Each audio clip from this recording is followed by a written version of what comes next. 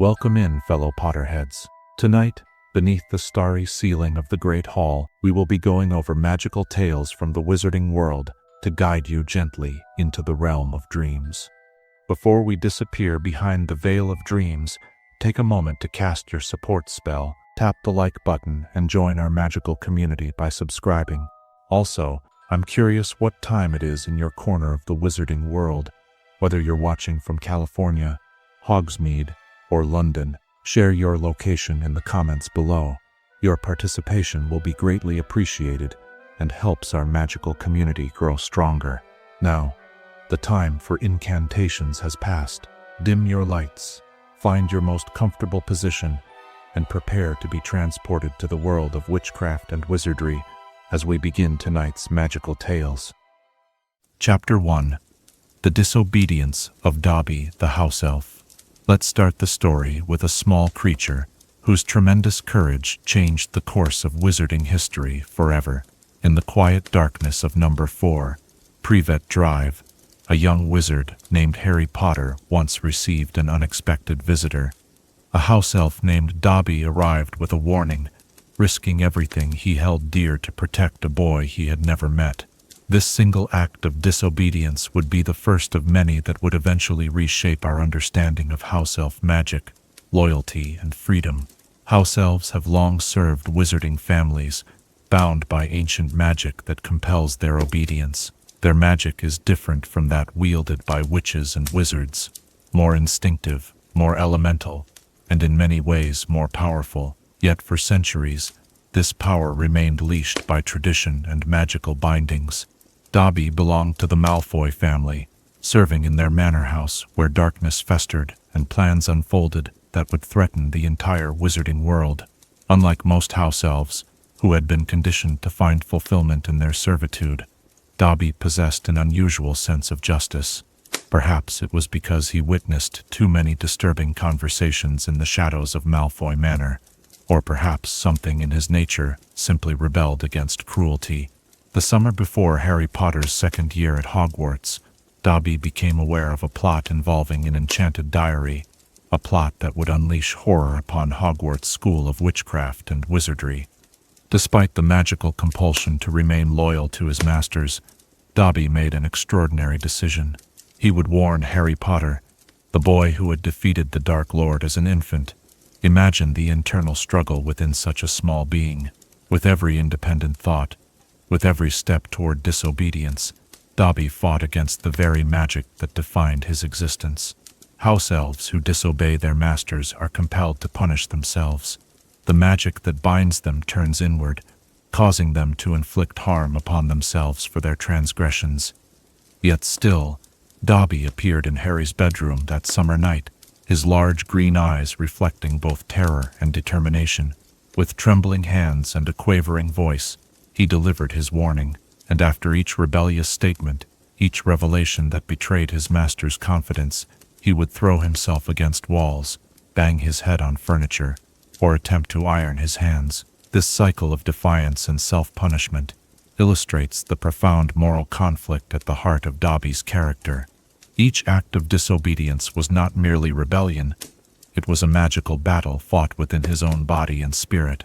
When his initial warnings failed to deter Harry from returning to Hogwarts, Dobby took more drastic measures. He sealed the barrier at platform 9 3/4, later bewitched a bludger to injure Harry severely enough to send him home, and even intercepted Harry's mail to make him believe his friends had forgotten him. Each of these acts would have earned severe punishment at the hands of the Malfoys had they discovered his betrayal. And yet, despite the pain he endured, Dobby persisted. His disobedience transcended mere rebellion. It became an act of sacrifice. The house elf magic, so often used in service, was turned toward protection and warning, even at great personal cost. The watershed moment in Dobby's journey came when Harry tricked Lucius Malfoy into freeing his house elf. By placing a sock inside Tom Riddle's diary and returning it to Malfoy, who then carelessly tossed it aside where Dobby caught it, Harry engineered a moment of liberation. A simple sock, ordinary to most, became a symbol of extraordinary freedom. The magic that happens when a house elf is presented with clothes by their master is both ancient and profound. The binding spell that connects elf to wizard family unravels instantly, releasing bursts of magic that can be felt by those sensitive to such things. In that corridor at Hogwarts, the air briefly shimmered with gold as centuries of servitude ended in a single moment. Freedom changed everything for Dobby. Unlike many house elves who find the concept of freedom terrifying, a life without purpose or structure, Dobby embraced his new status. He sought paid employment at Hogwarts itself, wore clothes with exuberant mismatched pride, and spoke his mind without the need to punish himself afterward. Yet, even in freedom, Dobby's most remarkable trait remained his capacity for disobedience. When rules or conventions stood between him and what he believed was right, Dobby simply disregarded them. When Harry Potter faced the second task of the Triwizard Tournament without a solution, Dobby stole gillyweed from Professor Snape's private stores, an act that could have resulted in severe consequences. The magic of house elves is often underestimated by the wizarding community. They can apparate and disapparate in places where wizards cannot, such as within the grounds of Hogwarts. Their wandless magic allows them to perform feats that would require considerable skill and a wand from most wizards. Dobby demonstrated this when he sent Lucius Malfoy tumbling down the stairs with a mere snap of his fingers, protecting Harry from his former master's wrath. This distinctive and powerful magic becomes all the more remarkable when wielded by a free elf who chooses when and how to use it. Dobby's magic, once constrained by servitude, became an extension of his moral compass, employed not out of compulsion but conviction. Perhaps Dobby's greatest act of disobedience came during the darkest hours of the Second Wizarding War, when Harry Potter and his friends were captured and brought to Malfoy Manor, the very house where Dobby had once served. The elf answered a desperate call for help. Despite the terror that place must have held for him, despite knowing that powerful dark wizards awaited, Dobby returned to his former prison. In the shadowy cellar beneath Malfoy Manor, Dobby appeared with a distinctive crack of apparition. His high, squeaky voice declared with unwavering certainty, "Dobby has come to rescue Harry Potter." In that moment, the small elf stood as tall as any wizard, his courage dwarfing his physical stature. What followed was chaos, a desperate escape attempt amid falling chandeliers and flying curses. Dobby disarmed Narcissa Malfoy, enabled the escape of several prisoners, and prepared to transport Harry and his friends to safety. As they disappeared from the manor, Bellatrix Lestrange threw her silver knife with deadly accuracy. On the shores of Shell Cottage, as the salt air swirled around them, Dobby stood one last time under the vast open sky of freedom. "Dobby is happy to be with his friend Harry Potter," he whispered, as the life faded from his tennis ball-sized eyes. The silver knife embedded in his chest took the life of the bravest house elf the wizarding world had ever known. Harry Potter dug Dobby's grave by hand, without magic, as a final tribute to the friend who had saved them all. On the simple headstone, he had these words carved: "Here lies Dobby, a free elf." In the end, Dobby's life and death transcended the traditional boundaries that had defined house elves for centuries. His disobedience was not merely rebellion against unjust masters. It was an affirmation of deeper values, friendship, courage, and the fundamental right to choose one's own path. The ripples of Dobby's disobedience spread far beyond his own story. His example inspired Hermione Granger to found S.P., the Society for the Promotion of Elfish Welfare, which would eventually lead to significant reforms in house elf rights. While most elves initially resisted these changes, the seeds planted by Dobby's example would slowly take root. In the rebuilt wizarding world following Voldemort's final defeat, house elves gained new protections against abuse. While many still chose to serve wizarding families, they did so with greater dignity and legal protection. A small but growing number even chose Dobby's path of paid employment and independence. Tonight, as the fire flickers lower and our tale draws to a close, consider the quiet courage it takes to disobey when obedience would be easier. Consider how the smallest hands can sometimes move the greatest weight, and how freedom once tasted can inspire actions that echo through history. What price would you pay for what you believe is right, and could you find the strength to defy expectation and tradition as Dobby did? Chapter 2. The Danger of Cursed Objects. Dark whispers seem to emanate from innocent-looking items in the shadowy corners of the wizarding world, objects with malevolent enchantments that wait patiently for unsuspecting hands to grasp them, unleashing terrible consequences upon their new owners. Tonight, we venture into the unsettling realm of cursed objects, where magic's darkest applications lie dormant within seemingly ordinary treasures. The practice of cursing objects has existed since the earliest days of wizardkind.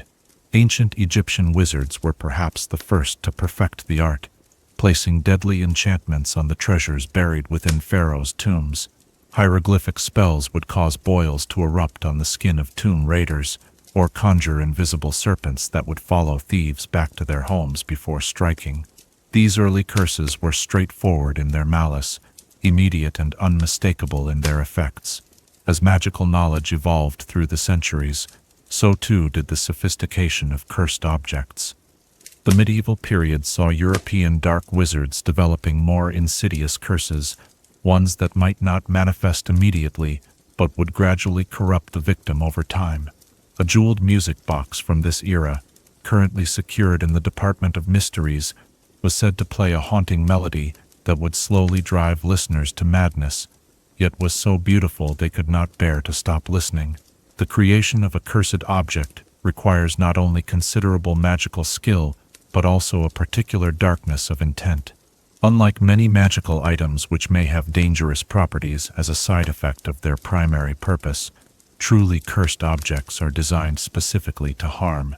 The magic involved often draws from the darker emotions, hatred, vengeance, jealousy, and in the most severe cases, may require blood sacrifice or other forbidden rituals to embed. Consider the mechanics of a basic cursing spell. A standard object jinx might temporarily affect an item, causing it to bite or sting whoever touches it next. But to create a persistently cursed object requires layered enchantments, first to bind the curse to the physical object, then to sustain it over time, and finally to trigger it under specific conditions. Some of the most dangerous cursed items contain magic that allows them to sense vulnerability in potential victims, lying dormant until the right person comes along. The Ministry of Magic's Department of Magical Law Enforcement maintains a specialized cursed objects division, whose primary responsibility is the identification, containment, and neutralization of such items. These brave witches and wizards require extensive training in curse detection and breaking, skills similar to those used by Gringotts curse breakers like Bill Weasley, but with a focus on objects rather than locations. When a potentially cursed item is discovered, protocol demands it be levitated into a containment vessel lined with dragon hide and silver, materials known to inhibit many forms of dark magic. The object is then transported to Ministry facilities, where it undergoes a battery of diagnostic spells to determine the nature and severity of its enchantments. The most dangerous items are eventually destroyed, or, if historically significant, sealed away in Department of Mysteries vaults. Throughout wizarding history, certain cursed objects have gained particular notoriety. The opal necklace, which briefly came into the possession of Hogwarts student Katie Bell, is one such item. This elegant piece of jewelry was imbued with a powerful death curse, designed to kill anyone who touched it directly. The necklace had claimed 19 lives before it was finally secured by Ministry officials following the Second Wizarding War. The specific curse on the opal necklace is believed to involve a complex variation of the Transmortis charm, which essentially creates a conduit for death magic between the object and its victim. The opals themselves, gems already associated with both luck and misfortune in magical tradition, were likely chosen for their natural propensity to absorb and channel magical energy. When activated by human touch, the curse would begin to draw life force from the victim, while simultaneously introducing a kind of magical poison into their system. Katie Bell's survival after brief contact with the necklace can be attributed to several factors. she touched it only through a tiny hole in her glove. The curse was activated in the open air, where its power was somewhat diffused, and she received immediate attention from Hogwarts staff, who recognized the signs of dark magic at work. Even so, her recovery at St. Mungo's Hospital took several months, demonstrating the potency of such artifacts even in cases of minimal exposure. Perhaps even more dangerous than objects with straightforward curses are those with more subtle enchantments, designed to influence behavior or gradually corrupt the owner. Tom Riddle's diary represents perhaps the most sophisticated example of this type, an object that appeared harmless, even beneficial, as it responded to young Ginny Weasley's writings. Yet with each interaction, the diary slowly drained her life force while influencing her to carry out the terrible work of the Chamber of Secrets. The diary's power lay not just in the fragment of soul it contained, making it a Horcrux as well as a cursed object, but in its ability to prey upon vulnerability. It offered understanding, companionship, and validation to a lonely young girl, creating a dependency that made its dark influence all the more potent. This psychological dimension represents the most insidious aspect of certain cursed objects. They do not merely harm the body, but can corrupt the mind and soul. The Hand of Glory, a withered human hand holding a candle, which provides light only to its holder, offers another example of how cursed objects often contain an element of temptation. While not immediately harmful to its owner, the Hand of Glory is created through deeply disturbing dark magic, requiring the severed hand of a hanged murderer, treated with specific unguents and incantations. Its primary use is to aid in burglary and other criminal activities, thus tempting its owner toward increasingly darker paths. The process of creating a Hand of Glory exemplifies how cursed objects often require morally reprehensible actions in their making. According to wizarding records, the hand must be taken during a new moon, preserved in a solution of salt mixed with the blood of a virgin, and the candle must be made from human fat with a wick of hair from the same murderer. Each component serves both magical and symbolic purposes, binding the darkness of the murderer's deeds to the object's function. Not all cursed objects originate from deliberate dark magic, however. Some items become cursed through proximity to traumatic magical events or prolonged exposure to dark wizards. The Black family home at Grimmauld Place contained numerous objects that had absorbed malevolent magic simply from decades of exposure to dark wizards and their practices. These spontaneously cursed items often behave more unpredictably than purposely created ones, making them particularly challenging for curse breakers to neutralize. During the cleaning of Grimmauld Place, a music box was discovered that emitted a faint, tinkling melody, which caused anyone who heard it to become drowsy and strangely weakened. This object likely never received a direct curse, but had absorbed ambient dark magic over generations in the Black household. Similarly, a set of ancient purple robes attempted to strangle Ron Weasley when he touched them, probably not due to an intentional enchantment, but because the robes had gradually developed a kind of malevolent semi-consciousness after decades of exposure to dark magic. The trade in cursed objects remains a persistent problem for magical law enforcement, despite the severe penalties associated with their creation, possession, or sale.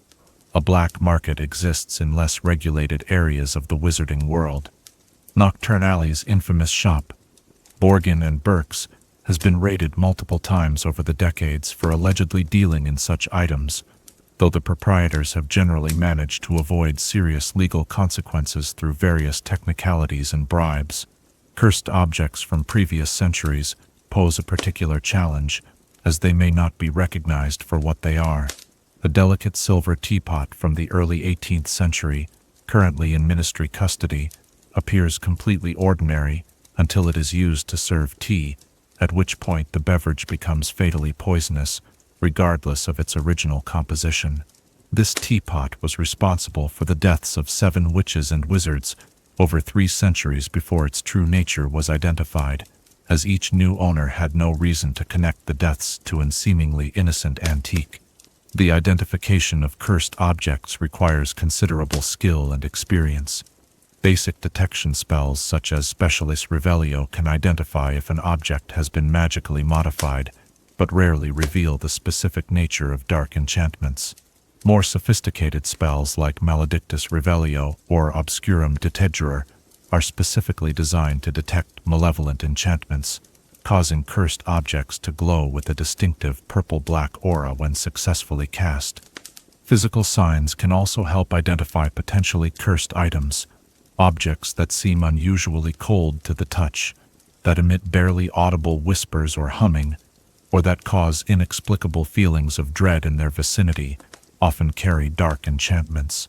Some cursed objects even affect their immediate surroundings, causing nearby plants to wither or repelling normal household pests like doxies or bundamans, which instinctively avoid dark magic.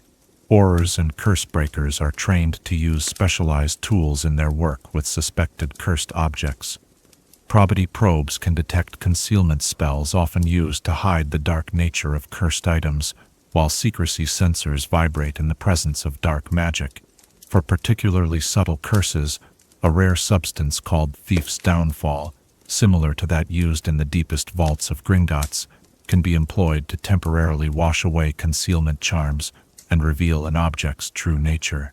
The countermeasures for cursed objects vary depending on the specific enchantments involved. Simple curses might be neutralized with a targeted, finite incantatame, but more complex curses require specialized counter-curses. Some objects must be destroyed completely, often through magical means such as fiendfire, as ordinary destruction methods may simply release or redirect the malevolent magic contained within. In particularly severe cases, cursed objects must be contained rather than cleansed or destroyed. The Department of Mysteries maintains special vaults lined with protective enchantments where such items are kept, suspended in magical stasis fields that prevent their curses from activating or spreading. Access to these vaults requires multiple levels of authorization and protective measures for the safety of the ministry workers involved. Throughout the Second Wizarding War, cursed objects became increasingly common as weapons of terror. Death Eaters planted cursed items in locations frequented by Muggle-borns or known Order of the Phoenix sympathizers. These ranged from seemingly innocuous objects like quills that would poison anyone who wrote with them, to more obvious threats like exploding packages sent by owl post.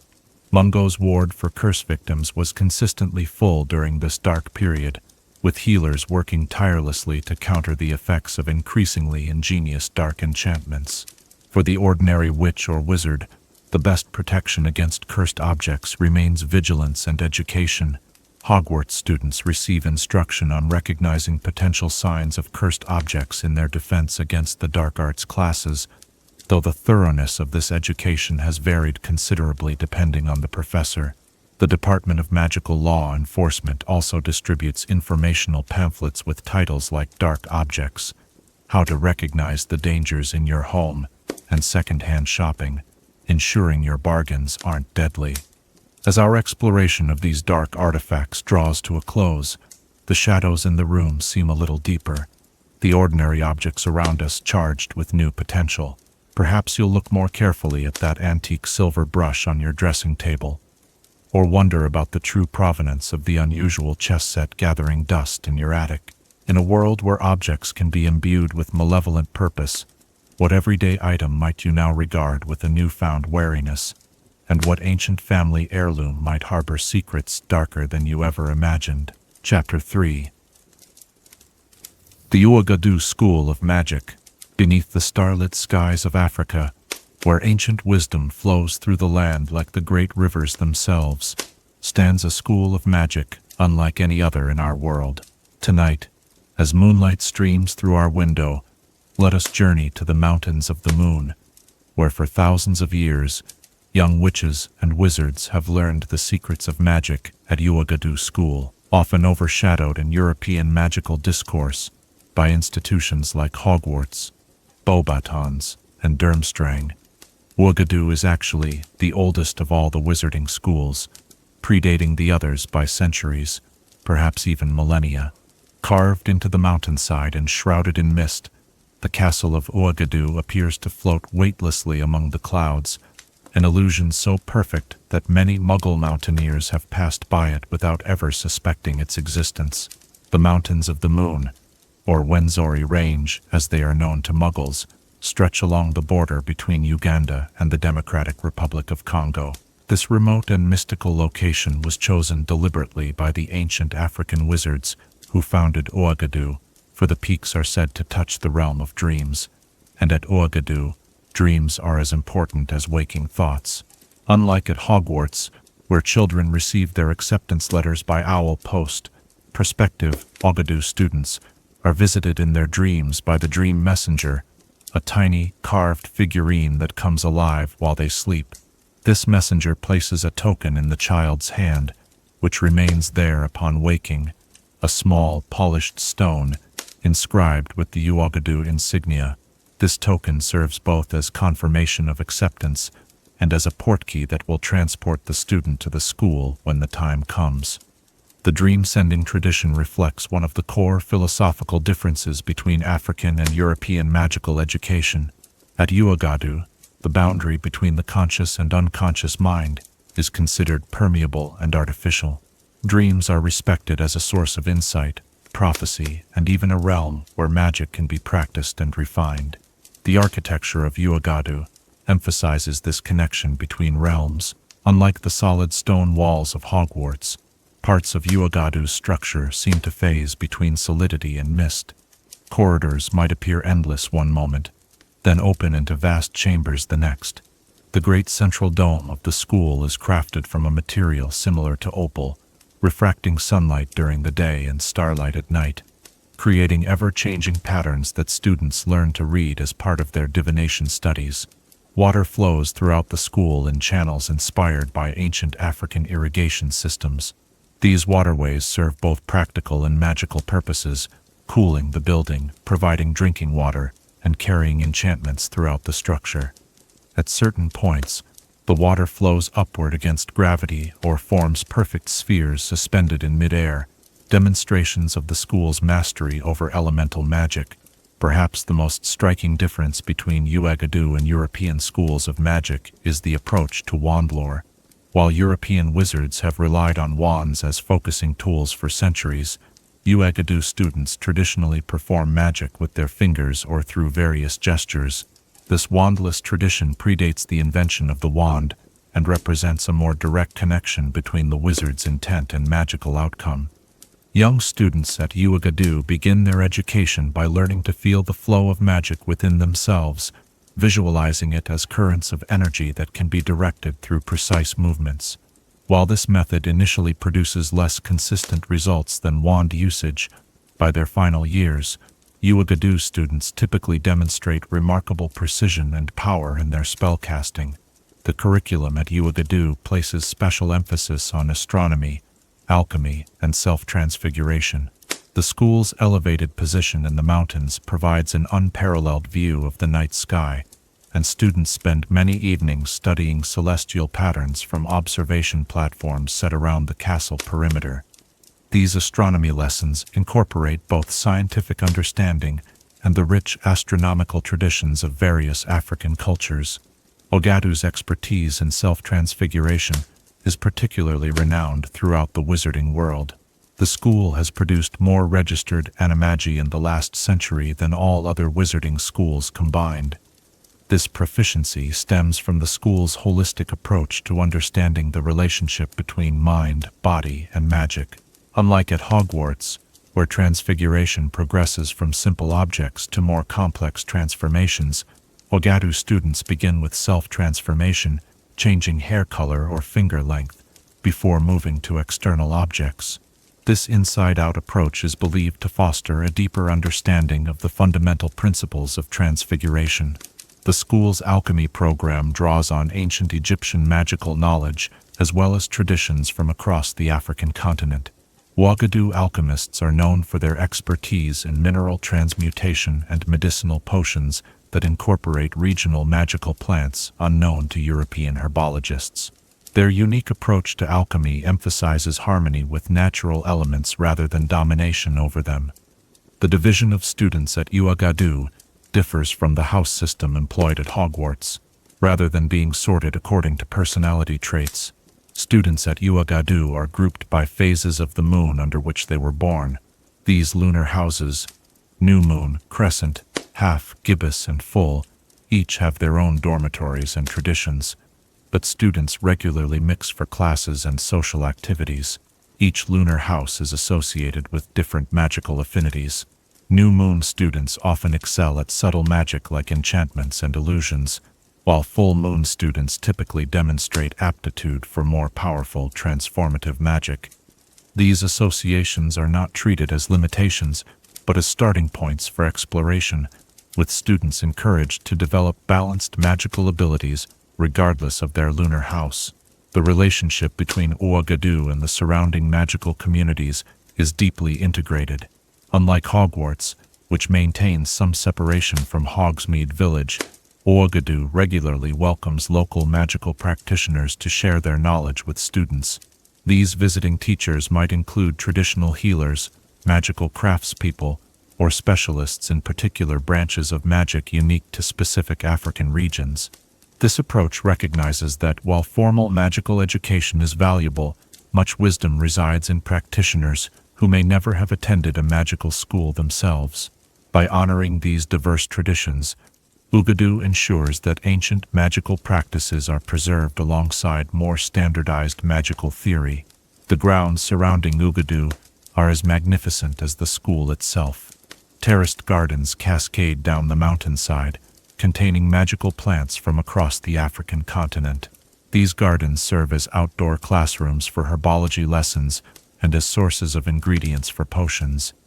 Certain sections are enchanted to recreate different climatic conditions, allowing even desert plants to flourish in the mountain environment. A series of interconnected pools forms another distinctive feature of the Uagadou landscape. These bodies of water vary in temperature and magical properties, with some used for cultivating aquatic magical plants and others reserved for certain types of spellcasting that require the amplifying properties of water. One pool is said to reflect not the present but possible futures, though viewing these images requires both skill and proper preparation. The forests surrounding the lower slopes of the mountain are home to numerous magical creatures, including a unique subspecies of Erumpent found only in this region.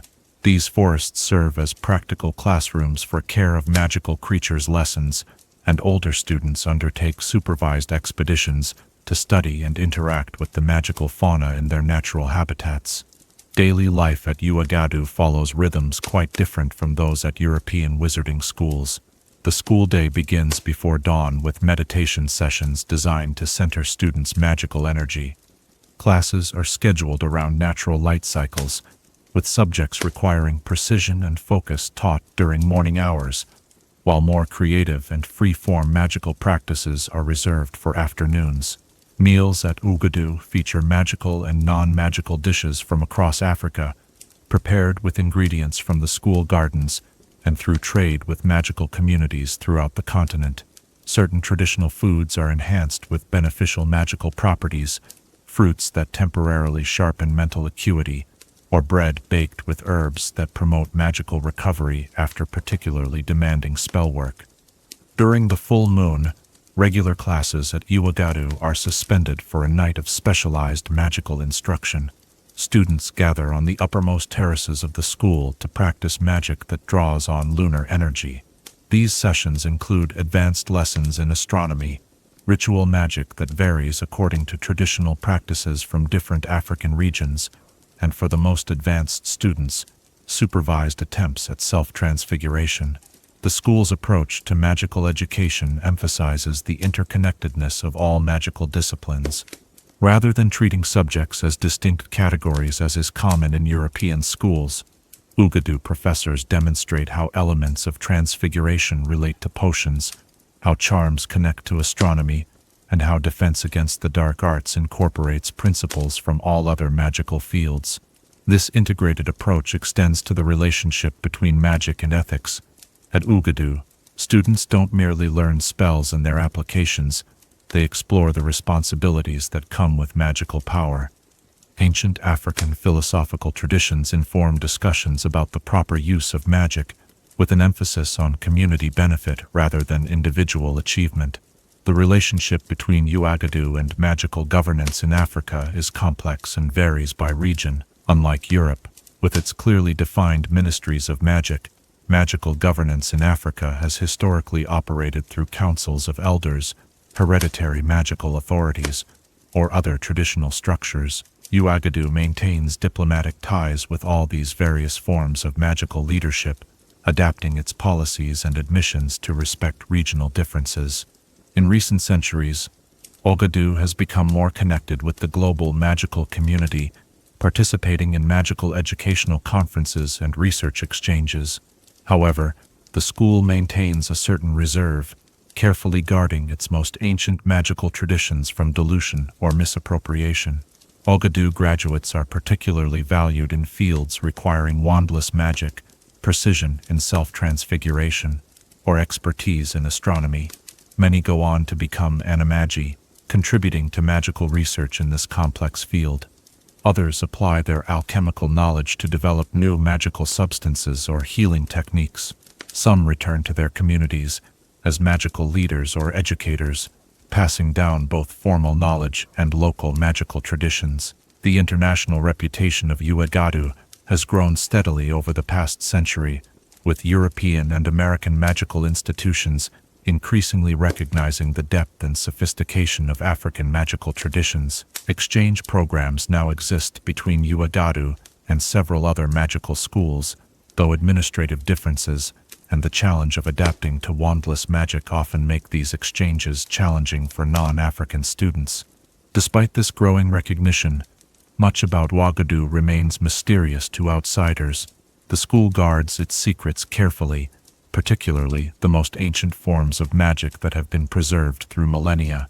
Visitors are rarely permitted beyond certain areas of the school, and some chambers are said to be accessible only to those with African magical heritage.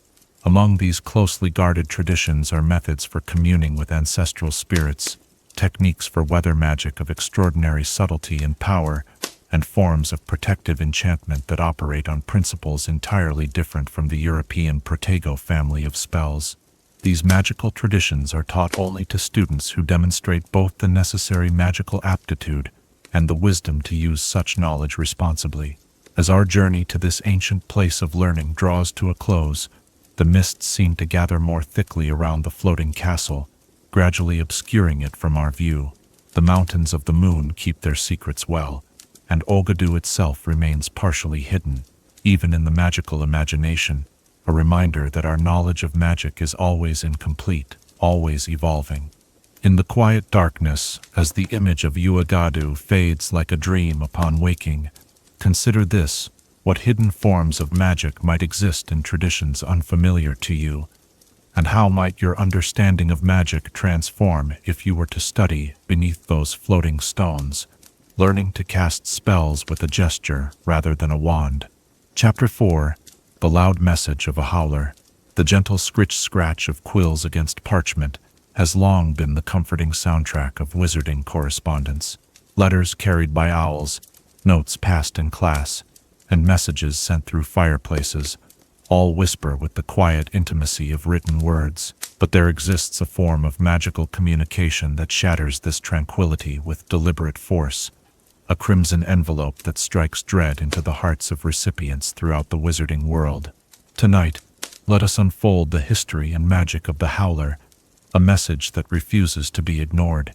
In the quietest corner of the Great Hall at Hogwarts, imagine the sudden flutter of owl wings as a scarlet envelope drops before a student. The letter trembles with barely contained fury, wisps of smoke curling from its edges. Fellow students nudge each other in anticipation, for everyone recognizes the distinctive color and what it portends. A Howler has arrived, and its message will be heard by all, whether the recipient wishes it or not. The creation of the Howler dates back to the early 15th century, during a time when wizarding families lived far more scattered across the countryside than they do today.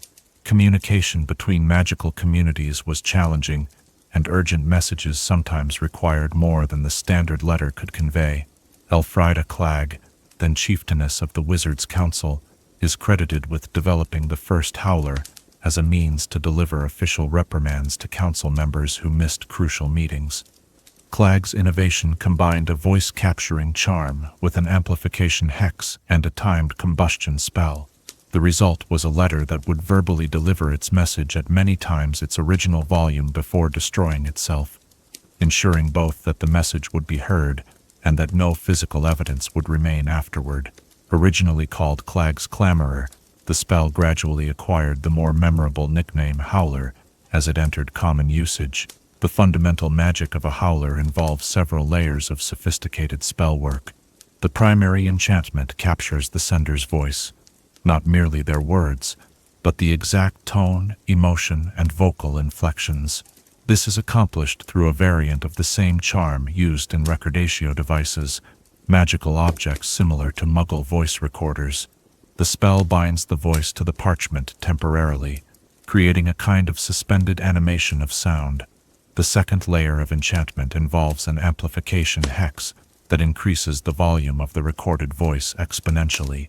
The standard howler amplifies the sender's voice to approximately 100 times its normal volume, though particularly powerful witches and wizards can create howlers that reach even greater decibel levels. Molly Weasley's howler to her son Ron, after the flying car incident, was noted to have rattled the plates in the Great Hall, a testament to both her magical ability and her maternal indignation. The creation of a howler begins with specially treated parchment, typically dyed red, using extract of screech snap plant, mixed with salamander blood, ingredients chosen for their associations with sound and heat respectively. The parchment must be prepared under the light of a waxing moon, as this phase is traditionally associated with increasing power and projection.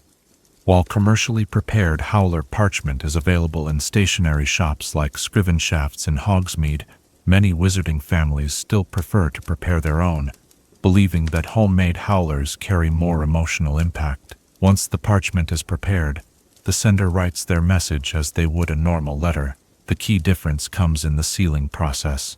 Rather than simply folding and sealing the letter, the sender must press their wand to the parchment and recite the incantation vociferous literae, while focusing intently on their emotional state. It is this emotional imprint that gives howlers their distinctive quality. The parchment absorbs not just the words, but the feelings behind them. The final touch is the addition of a self-destruct charm activated upon delivery. This spell, Conflagratio Tempus, is timed to trigger either after the message has been delivered, or, if the recipient delays opening the howler, after a short waiting period. The longer a howler remains unopened, the more agitated it becomes, smoking, trembling, and eventually exploding with even greater force than if it had been opened promptly. Etiquette surrounding howlers has evolved over centuries. In earlier times, they were reserved for the most serious breaches of family honor or societal rules. A howler was a grave matter, sent only after careful consideration of the offense and the public nature of the rebuke. Modern wizarding society has somewhat relaxed these strictures, and howlers are now sent for a broader range of transgressions, though they remain associated primarily with parental discipline and official warnings. The psychological impact of a howler cannot be overstated. Unlike a strongly worded letter that can be read privately, a howler forces public acknowledgement of wrongdoing. For students at Hogwarts, where meals are taken communally in the Great Hall, the arrival of a howler guarantees maximum embarrassment. This social dimension is in fact considered part of the howler's corrective function, the theory being that public shame serves as a powerful deterrent against future misbehavior. Notably, howlers cannot be silenced by conventional means. Attempts to use the silencio charm on them typically result in the howler growing even louder, as the enchantment includes countermeasures against the most obvious forms of magical suppression. Some particularly skilled wizards have reported success with specialized containment spells, but these require such precise execution that most recipients simply resign themselves to enduring the howler's tirade. The Ministry of Magic has established certain regulations regarding howlers. They cannot be sent to Muggles under any circumstances, as this would constitute a serious breach of the International Statute of Secrecy. There are also restrictions on sending howlers to ministry officials or members of the Wizengamot while they are conducting official business. During the Second Wizarding War, additional temporary restrictions were placed on howlers due to concerns that they could be used to transmit harmful hexes or tracking spells. Beyond official restrictions, the wizarding community has developed its own unwritten rules about howler usage. Sending a howler to an elderly witch or wizard is generally considered highly disrespectful, regardless of the circumstance.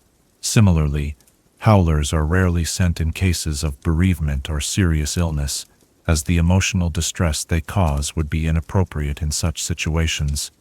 Conversely, sending a howler to celebrate particularly good news is a growing trend among younger wizards, though traditionalists frown upon this adaptation of what they consider a serious disciplinary tool.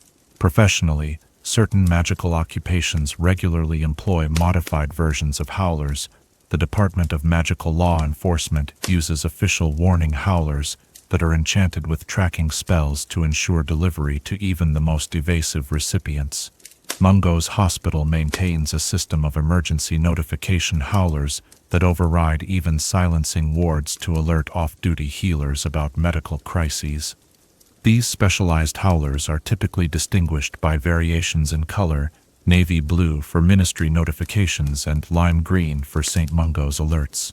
Memorable howlers have entered wizarding folklore over the years, perhaps none more so than the legendary Howler of Hogsmeade incident of 1743, when Mrs. Euphrasia Muldoon sent a howler to her husband that was so powerfully enchanted it shattered every window in the 3 broomsticks and caused temporary deafness in several patrons. This incident led to the first formal restrictions on howler volume and prompted the development of the Clamora Limitatio, spell now incorporated into all commercially produced howler parchment. During the educational tenure of Dolores Umbridge at Hogwarts, the school witnessed an unprecedented surge in howler deliveries. After Fred and George Weasley's dramatic departure from the school, inspired students sent dozens of howlers to Umbridge daily, often timed to detonate simultaneously during breakfast in the Great Hall. The resulting cacophony was said to have disrupted classes throughout the castle and led to Umbridge briefly banning all mail delivery, a prohibition she was unable to maintain due to educational bylaws guaranteeing student communication rights. A particularly interesting magical feature of howlers is their ability to adopt physical expressions that mirror the emotional state of the sender. The enchanted parchment may fold itself into a crude approximation of a mouth, complete with paper teeth that gnash and snap during particularly emphatic portions of the message. More powerful howlers have been observed to develop other facial features as well: paper eyes that narrow in anger or widen in shock, reflecting the sender's expressions at the time of recording. The specific shade of red displayed by a howler is actually an indicator of the sender's emotional state when creating it. Bright scarlet indicates anger or indignation, while deeper crimson suggests disappointment. Howlers with a slightly orange tinge reveal that the sender's anger is tempered with concern, while those rare howlers with a purplish hue indicate a cold fury that experienced recipients know to take most seriously of all. Although rare, cases exist of howlers being intercepted or tampered with before reaching their intended recipient. In 1865, the notorious magical prankster Algernon Rookwood developed a Howler, a counterspell that could be applied to an unopened howler, causing it to direct its message back at the original sender with double the volume. The spell was quickly prohibited, but knowledge of it persists in certain circles, particularly among students with a talent for magical mischief. The cross-cultural variations of howlers reflect different wizarding traditions around the world. Japanese magical communities use origami howlers that fold themselves into increasingly complex and menacing shapes as they deliver their messages. West African wizards enchant their version to incorporate rhythmic drumming that emphasizes key points in the verbal tirade. North American magical communities have developed a variant called the Whisper Howler that delivers its message in an unnervingly quiet but magically penetrating tone that only the recipient can hear, a subtler but often more psychologically effective approach. In recent decades, Some progressive magical educators have questioned the pedagogical value of howlers, particularly when used by parents to discipline children. Studies conducted by the Department of Magical Education suggest that while howlers create immediate compliance through embarrassment, they may not foster genuine understanding of wrongdoing or promote positive behavioral change in the long term. These findings have led some wizarding families to explore alternative magical communication methods for addressing serious concerns. One such alternative gaining popularity is the thought letter developed by the acclaimed magical psychiatrist healer Miranda Goshawk, not to be confused with her ancestor who authored the Standard Book of Spells. A thought letter delivers its message privately to the recipient, but enchants them to experience the sender's emotional state firsthand, creating empathy and understanding rather than shame. While not as immediately dramatic as a howler, proponents argue that thought letters create more meaningful behavioral changes over time. Despite these developments, the traditional howler remains firmly embedded in wizarding culture. For many magical families, sending a child's first howler is something of a rite of passage, an unwelcome one from the child's perspective, certainly, but also a milestone that connects their experience to generations of witches and wizards who have similarly squirmed as crimson envelopes arrived at breakfast tables throughout wizarding history. As the light grows dimmer and our discussion of these vociferous messages draws to a close, consider this: in a world of increasingly complex magical communication, what enduring human need does the howler fulfill? And what might your own crimson message contain, if you could send your voice echoing unmistakably across the great hall of your life? Chapter 5. The History of Knockturn Alley. Shadows seem to deepen as we turn our attention to a place where sunlight rarely reaches, a crooked side street that branches off from the cheerful bustle of Diagon Alley, twisting away into darkness both literal and metaphorical. As twilight settles around us, let us venture cautiously into the murky past and present of Knockturn Alley, where the darker aspects of magical commerce have found a home for centuries. While Diagon Alley developed as the primary commercial center for Britain's wizarding community, Knockturn Alley evolved alongside it as a shadow counterpart, a place where items too controversial, dangerous, or legally questionable could be bought and sold away from scrutinizing eyes. The relationship between these two magical thoroughfares reflects the duality within wizarding society itself, the public face of respectable magic, and the darker currents that flow beneath. The origins of Knockturn Alley date back to the late 14th century, nearly 100 years after Diagon Alley was established. As magical governance became more structured and began regulating certain magical practices and substances, a need arose for a marketplace beyond the reach of these early restrictions.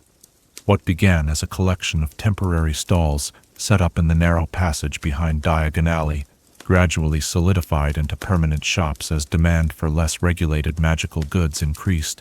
The name Knockturn itself carries historical significance. While often assumed to be a play on nocturnally, reflecting the alley's perpetual dimness, historical records suggest it was named after Knockturn, a medieval German wizard who first established a shop selling dragon organs and other exotic creature parts in the area. Over time, Knockturn's alley was shortened and anglicized to Knockturn Alley. The physical layout of Knockturn Alley was not the result of careful urban planning, but rather evolved organically as buildings were constructed wherever space allowed. This resulted in its characteristic twisted layout, with shops built at odd angles to one another, some leaning so far over the narrow passages that upper stories nearly touch above the cobblestones below.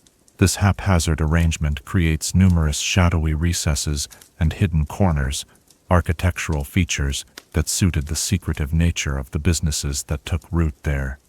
Unlike Diagon Alley, which faces west and enjoys abundant sunlight throughout the day, Knockturn Alley is oriented to the north and overshadowed by its taller neighboring buildings. This geographical positioning ensures that direct sunlight rarely reaches the street level, contributing to the perpetually gloomy atmosphere that has become its hallmark. Some magical historians suggest this orientation was deliberately chosen to accommodate certain dark magical items and ingredients that degrade in strong light. The architecture of Knockturn Alley reflects its gradual development over centuries. The oldest buildings, dating to the late medieval period, feature heavy timber frames with overhanging upper stories and small leaded windows. Later additions from the 16th and 17th centuries incorporate more stone elements, but maintain the cramped, vertical design that characterizes the alley. Unlike Diagon Alley, which has seen significant modernization over the years, many Knockturn Alley structures remain largely unchanged since their construction, their ancient timbers preserved through a combination of necessity, neglect, and preservation spells of dubious origin. The narrow entrances to the alley were not originally designed as security features, but have served that purpose over time. The main passage connecting to Diagon Alley is so narrow that it can be easily overlooked by casual passers-by, an advantage for shopkeepers and customers who prefer discretion. Secondary entrances exist through various concealed passages and through certain connected buildings, though knowledge of these alternative routes is typically shared only among regular patrons of the alley. Throughout its history, Knockturn Alley has experienced cycles of greater and lesser regulation. During the 17th century, when witch hunting reached its peak in the Muggle world, the Ministry of Magic largely turned a blind eye to activities in Knockturn Alley, recognizing the need for a space where magical refugees could obtain supplies without scrutiny. This period of tacit permission allowed the alley to expand considerably and established many of the long-running businesses that still operate there today. The 18th century brought increased regulation as the newly formalized Ministry of Magic sought to assert control over all aspects of wizarding society. A series of raids on Knockturn Alley shops resulted in numerous arrests and confiscations, though these efforts ultimately drove the most controversial commerce further underground rather than eliminating it entirely. By the 19th century, an uneasy equilibrium had been established, wherein the ministry maintained nominal oversight of the alley, while pragmatically accepting that certain types of magical trade would always seek less regulated spaces. Borgin and Burkes, perhaps the most infamous establishment in Knockturn Alley, opened its doors in 1863, founded by partners Caractacus Burke and Hephaestus Borgin. While the shop presents itself as a dealer in unusual and ancient wizarding artifacts, its inventory has historically included numerous cursed objects and dark magical items. The founding partners established the business model that continues today, purchasing items of questionable provenance from wizards in difficult financial or legal circumstances, then selling these acquisitions to collectors with few questions asked about their intentions. Less well known but equally long established is the Coffin House, which has operated as a funeral parlor since the early 16th century. Beyond providing burial services for wizarding families of dubious reputation, the establishment has long been rumored to serve as a discreet meeting place for dark wizards and as a source for certain rare magical ingredients that can only be ethically obtained from the recently deceased, with proper documentation and permissions, of course. The Spiny Serpent, a narrow shop specializing in exotic and venomous creatures, dates back to the late 17th century.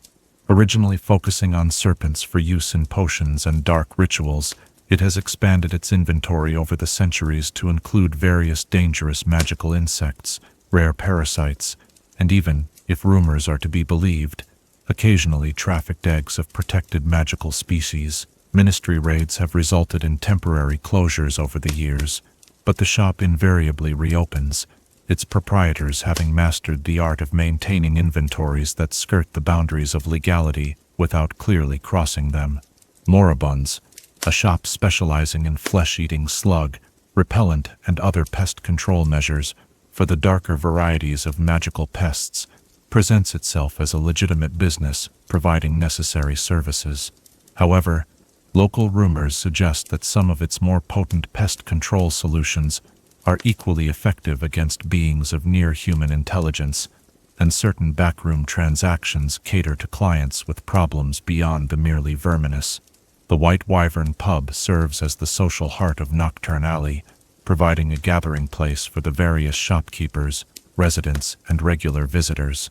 Unlike the warm welcome of the Leaky Cauldron, the White Wyvern maintains an atmosphere of guarded privacy. Conversations cease when strangers enter, and many transactions that begin in other shops are finalized in the pub's shadowy alcoves. The establishment has changed hands numerous times throughout its history, but its function as a clearinghouse for information and illicit goods has remained constant. Cobb and Webb's, specializing in curiosities and artifacts with unusual properties, occupies one of the oldest buildings in the alley. Founded in the early 15th century as a simple pawn shop, it gradually transitioned to focus on items with unique or dangerous magical properties. The shop is particularly known for its collection of ancient texts describing magic that borders on the forbidden, not illegal to own, but certainly questionable to practice. The residential aspects of Knockturn Alley are less frequently discussed, but equally significant to its character and history. The upper floors of many shops contain apartments occupied by the shopkeepers themselves, or rented to individuals who, for various reasons, prefer the anonymity of the alley to more respectable wizarding neighborhoods. These apartments range from squalid single rooms to surprisingly luxurious suites hidden behind unassuming facades. During the First Wizarding War, Knockturn Alley became an unofficial recruiting ground for Voldemort's Death Eaters.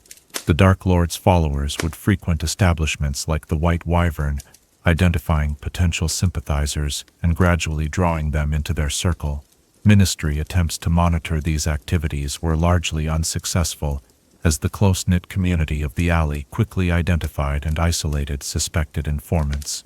The period between the wars saw increased ministry vigilance in Knockturn Alley, with regular patrols by magical law enforcement officers and stricter enforcement of regulations governing the sale of certain items. This attention drove some of the most questionable commerce even deeper underground, but did little to change the essential character of the alley. When Voldemort returned to power, these heightened security measures quickly collapsed as the ministry itself fell under his influence. Throughout the Second Wizarding War, Knockturn Alley served as both a marketplace and meeting place for Death Eaters and their supporters. Certain shops became fronts for recruitment and coordination of activities against Muggleborns and Order of the Phoenix members. Borgin and Burkes played a particularly significant role during this period, serving as the conduit through which the Vanishing Cabinet was repaired, ultimately allowing Death Eaters to infiltrate Hogwarts.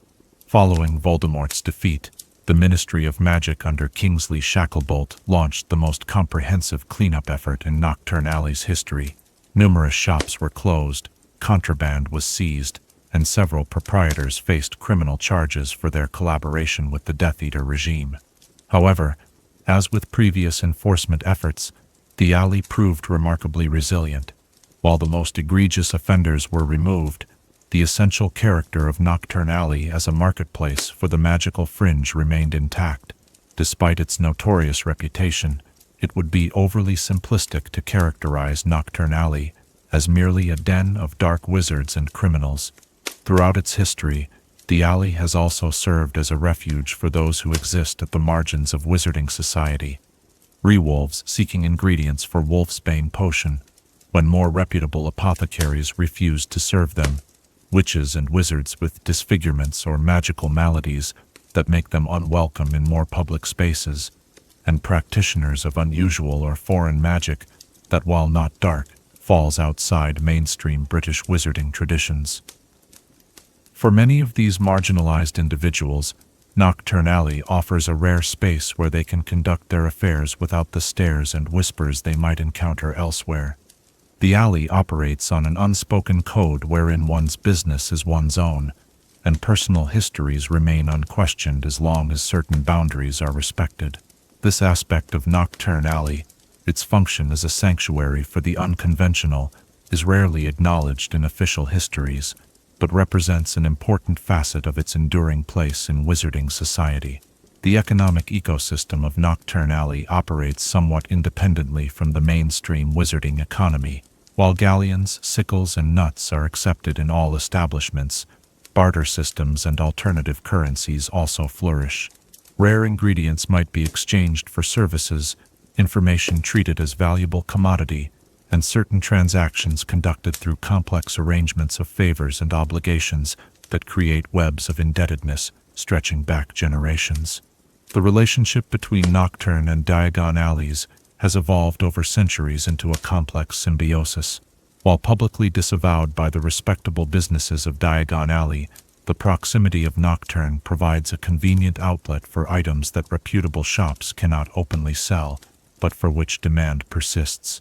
Conversely, Knockturn Alley establishments rely on the steady flow of visitors to Diagon Alley, a small percentage of whom will venture down the darker street out of curiosity or specific need. This symbiotic relationship extends to the physical infrastructure of the two areas. They share certain utilities, magical waste disposal systems, flu network connections, and protective enchantments against Muggle detection, even while maintaining distinct identities. During rare emergencies that threaten the entire wizarding shopping district, the shopkeepers of both alleys have been known to cooperate in mutual defense, temporarily setting aside their differences in the face of common threats. The future of Knockturn Alley remains uncertain as the wizarding world continues to evolve. Reforms in magical law enforcement have increased transparency and accountability, making it more difficult for the alley's businesses to operate in the shadows as they once did. Changing social attitudes have reduced demand for certain dark items that were once quietly sought after by even respectable wizarding families. Yet the fundamental human desires that gave rise to Knockturn Alley, for the forbidden, the secretive, the powerful, and the rare, suggest that despite these changes, there will always be a market for what the alley provides. As our exploration of this shadowy thoroughfare concludes, the gas lamps along the twisting cobblestone path seem to flicker with secrets of their own. Knockturn Alley stands as a testament to the complexity of wizarding society, neither wholly dark nor entirely separate from the respectable world it borders. As you drift towards sleep, perhaps you might wonder what hidden corner of Knockturn Alley would draw you into its shadows, and what desire or necessity might you find impossible to fulfill in the bright open shops of Diagon Alley. Chapter 6. The Loyalty of Kreacher. The flickering light reveals a small, hunched figure moving through the shadows of an ancient house. Gnarled hands dust lovingly over family heirlooms as roomy eyes, large as tennis balls, blink in the darkness. Muttered words, half reverence, half bitterness, fill the empty rooms with echoes of a bygone era. Tonight, our tale explores the complex devotion of perhaps the most intriguing house elf in wizarding history. Kreacher, last servant of the noble and most ancient House of Black. Unlike the cheerful servitude of Hogwarts elves or the mistreated but hopeful Dobby, Kreacher represents a more nuanced and perhaps troubling aspect of house elf existence, one in which generations of service have intertwined an elf's identity so completely with a family's values that the distinction between willing service and indoctrination blurs beyond recognition. Through Kreacher's story, we glimpse the deepest complexities of house elf loyalty and the transformative power of simple kindness. Kreacher's exact age has never been precisely established, but based on his memories and the typical lifespan of house elves, magical historians estimate he was likely born in the early to mid-19th century. For well over a century, he served the Black family exclusively, witnessing the rise and fall of multiple generations of one of Britain's most ancient and notorious pure-blood wizarding families. The relationship between house elves and the families they serve forms a magical bond unlike any other in the wizarding world. While not an unbreakable vow in the technical sense, the magic binding an elf to a family runs so deep that it shapes not only their behavior, but their very perception of reality. The longer an elf serves a particular lineage, the more this magical influence reinforces itself, creating a self-perpetuating cycle of loyalty that can survive even the most terrible treatment. For Kreacher, this bond manifested as complete internalization of the Black family values, pure blood supremacy, disdain for Muggle-borns and blood traitors, and reverence for dark magic and ancient wizarding traditions. Unlike some mistreated house elves who maintained an internal moral compass at odds with their master's beliefs, Kreacher's centuries of service had so thoroughly merged his identity with the Black family ideology that he came to embody it as fervently as any human member of the household. The physical space of number 12, Grimmauld Place, shaped Kreacher as profoundly as the family he served. The ancient townhouse, unplottable and hidden in the heart of London, was filled with dark artifacts, family heirlooms, and portraits of ancestors who murmured pure-blood ideology even from their frames. For an elf who rarely left these confines, this environment became the entirety of his world, reinforcing at every turn the values and prejudices of the Black family. House elves possess their own distinctive magic, different from but no less powerful than wizard magic. Their abilities to apparate where wizards cannot, to perform wandless magic that would challenge even accomplished wizards, and to forge profound magical bonds with the houses they maintain, are all expressions of this unique magical nature.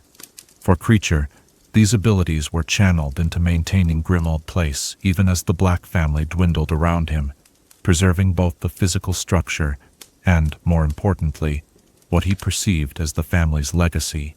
The pivotal relationship in Kreacher's long life was undoubtedly with Regulus Black, younger son of Orion and Walburga Black, and brother to Sirius. While Sirius rejected his family's pure-blood ideology, Regulus initially embraced it, becoming a Death Eater in his youth. For Kreacher, Regulus represented the embodiment of the Black family values he had served for generations, and the young wizard treated the elderly elf with a kindness rare in the harsh Black household. This kindness created the foundation for one of the most remarkable acts of house elf loyalty ever recorded in wizarding history. When Lord Voldemort required a house elf for a mission, Regulus volunteered Kreacher, believing his beloved servant would return safely. Voldemort took Kreacher to a hidden cave by the sea, forced him to drink a potion that caused unimaginable suffering, and left him to die after placing a locket, one of his Horcruxes, in a basin at the cave's center. What Voldemort failed to understand, in his arrogance and dismissal of house elf magic, was that the commands of a house elf's true master supersede all others.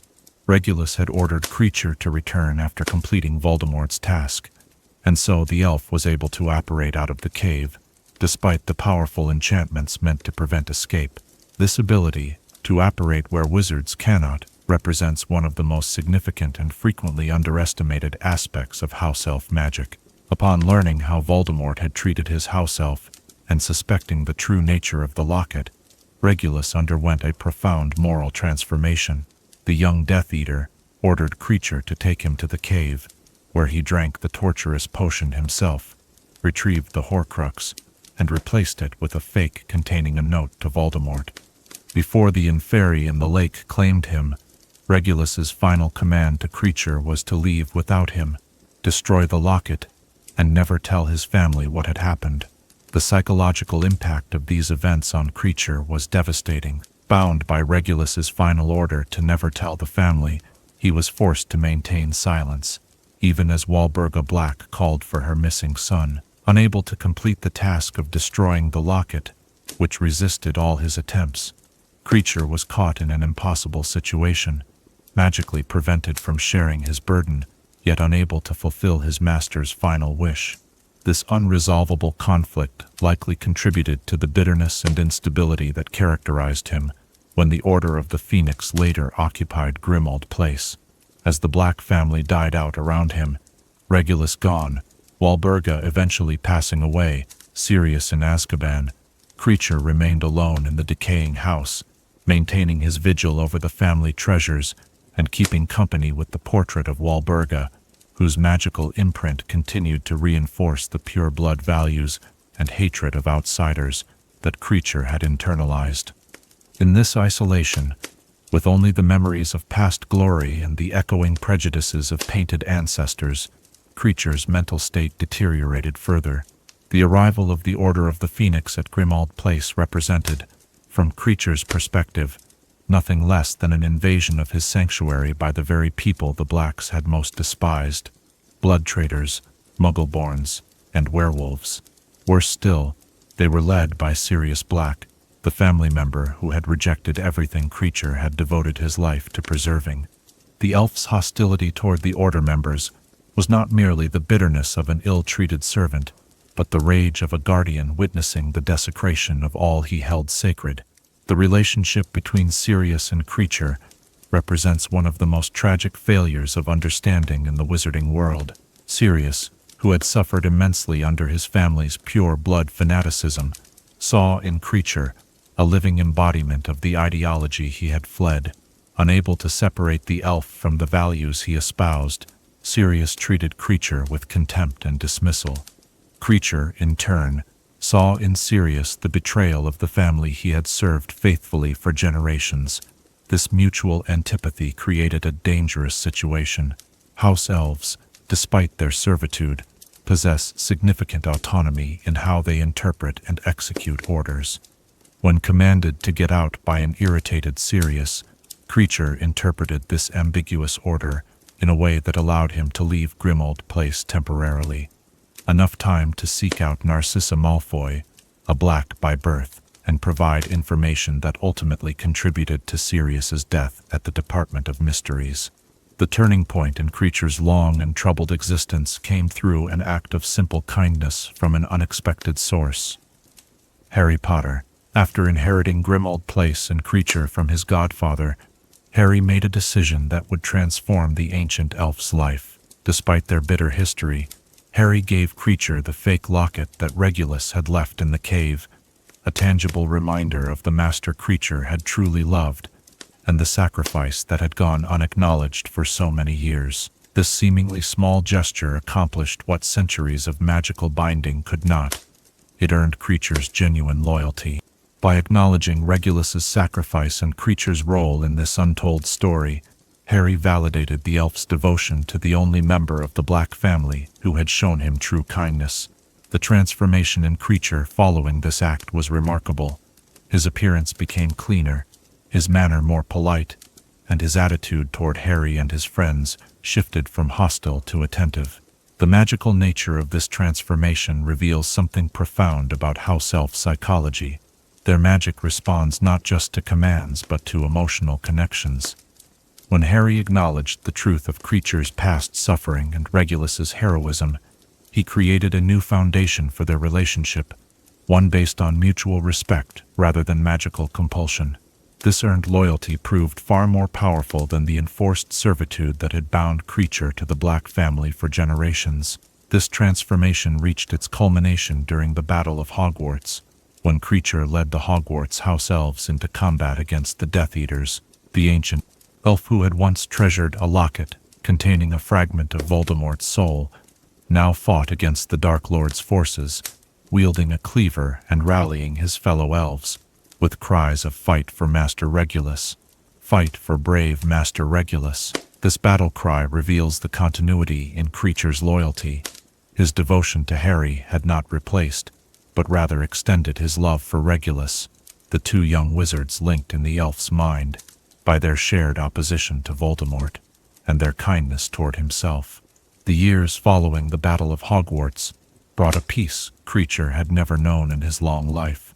While historical records are sparse, it is believed that he continued to serve Harry Potter's family, likely with a devotion far more genuine than the grudging service he had provided to his earlier masters.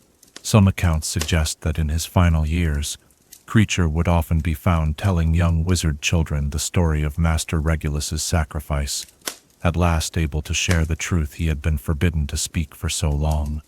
Kreacher's journey offers profound insights into the nature of loyalty itself. His initial devotion to the Black family was shaped by magical compulsion, reinforced over centuries, a duty-bound service that twisted his perspective until he embraced even the most harmful aspects of his master's ideology. In contrast, his later loyalty to Harry Potter emerged from recognition, respect, and kindness, a freely given devotion that allowed Kreacher to reconnect with the better aspects of his nature. The transformation of Kreacher also illuminates the tragic circumstances of many house elves in wizarding society. Born into servitude, with their very magic binding them to their master's will, House elves often lack the opportunity to develop independent moral frameworks. When treated with cruelty or exposed to dark ideologies, they may internalize these influences, their natural desire to please their masters corrupting their inherent goodness. Kreacher's story suggests that beneath even the most twisted servant may lie the capacity for genuine nobility, requiring only the dignity of acknowledgement to emerge. For magical historians, Kreacher's role in the downfall of Lord Voldemort highlights the consistently underestimated power of house elf magic. His ability to escape the cave when Voldemort believed escape impossible, his knowledge of the Horcrux that eluded even Dumbledore for years, and his leadership during the final battle all demonstrate that house elves possess magical capabilities that even the most accomplished wizards often fail to fully comprehend or respect. As the shadows lengthen and our tale of the loyal house elf draws to a close, we are left to ponder the nature of true loyalty. Is it found in unquestioning obedience to traditions and hierarchies that have endured for centuries, or does it emerge more authentically from mutual respect and recognition of shared humanity, or perhaps more accurately, shared personhood, across the boundaries that divide magical beings? In your own life, which acts of loyalty have been freely given, and which have been shaped by the expectations and structures that surround you? Chapter 7. The Detection of Dark Magic. Tendrils of magical energy flow all around us, invisible to the untrained eye yet palpable to those with the sensitivity to perceive them. Some currents shine with benevolent purpose, while others twist with malevolent intent, their very essence carrying the darker emotions that birthed them. As we settle in for tonight's tale, we explore the subtle and complex art of detecting dark magic, a skill that has saved countless lives throughout wizarding history and remains essential in a world where the darkest spells can lurk in the most innocent disguises. The fundamental challenge in detecting dark magic lies in its very nature. Unlike many forms of benign magic, which announce themselves openly, dark magic is often designed to conceal itself, to linger undetected until its purpose is fulfilled. From ancient cursed artifacts to modern hexes designed to bypass standard detection methods, the darker branches of magic have evolved alongside the methods used to identify them, creating an ongoing magical arms race between those who would harm and those who would protect. The history of dark magic detection stretches back to ancient Egypt, where hieroglyphic wards were developed to identify cursed objects in pharaohs' tombs. These early detection spells typically manifested as visible glyphs that would appear on the surface of enchanted items when activated by a specific magical catalyst, often a potion made from crushed scarab beetles and the milk of white cats. While rudimentary by modern standards, these ancient methods established the fundamental principle that dark magic leaves traces detectable to those with the right tools and knowledge. Medieval European wizards expanded on these foundations, developing the first wand-based detection spells. The most significant breakthrough came from Bridget Wenlock, a 13th century Welsh witch better known for her work in arithmancy. Wenlock discovered that dark magic creates subtle disturbances in the underlying mathematical patterns of reality, ripples that could be detected through a precisely calibrated spell she called Maleficium Revelio. This spell, though modified over centuries, forms the basis for many modern detection charms. By the 16th century, as dark magic became more sophisticated, simple detection spells proved insufficient for the most insidious enchantments. This era saw the development of the first magical detection devices, tools designed to amplify a wizard's natural sensitivity to magical auras. The earliest of these was the Oculus Umbra, a monocle crafted from crystal treated with basilisk venom, diluted to non-lethal concentrations. When worn, it allowed the user to perceive dark magical auras as smoky shadows surrounding the affected object or person. The modern foundation for dark magic detection was established in 1692, the same year as the International Statute of Secrecy. As wizarding society separated itself more completely from the Muggle world, the newly formalized ministries of magic recognized the need for standardized methods to identify dark magic, British unspeakable Thaddeus Thurkel developed the classification system still used today, categorizing dark magic into 5 levels based on detectability and danger. Class 1, readily detectable through basic spells, generally causing temporary harm. Class 2, detectable through standard aurora level spells, potentially causing serious but reversible damage. Class 3, requiring specialized detection methods, capable of causing permanent harm or death. Class 4, detectable only through advanced artifacts or by wizards with exceptional sensitivity, consistently lethal or soul-damaging. Class 5, nearly undetectable through conventional means, causing catastrophic harm to multiple targets or across generations. This classification system shaped the development of detection methods over subsequent centuries, with different approaches required for different classes of dark magic. For Class 1 and 2 dark magic, detection spells like Specialis Revelio and Apariceum became standard training for aurors and hit wizards. These spells cause dark enchantments to temporarily reveal themselves through visual cues, typically a reddish or purplish glow, surrounding the affected object or area. For the more dangerous Class 3 dark magic, the Ministry developed specialized detection instruments. The most widely used became the Probity Probe, a golden rod that vibrates in the presence of concealment spells and dark enchantments. Originally created for security at Ministry entrances, modified versions with enhanced sensitivity became standard equipment for curse breakers and dark wizard catchers by the early 19th century.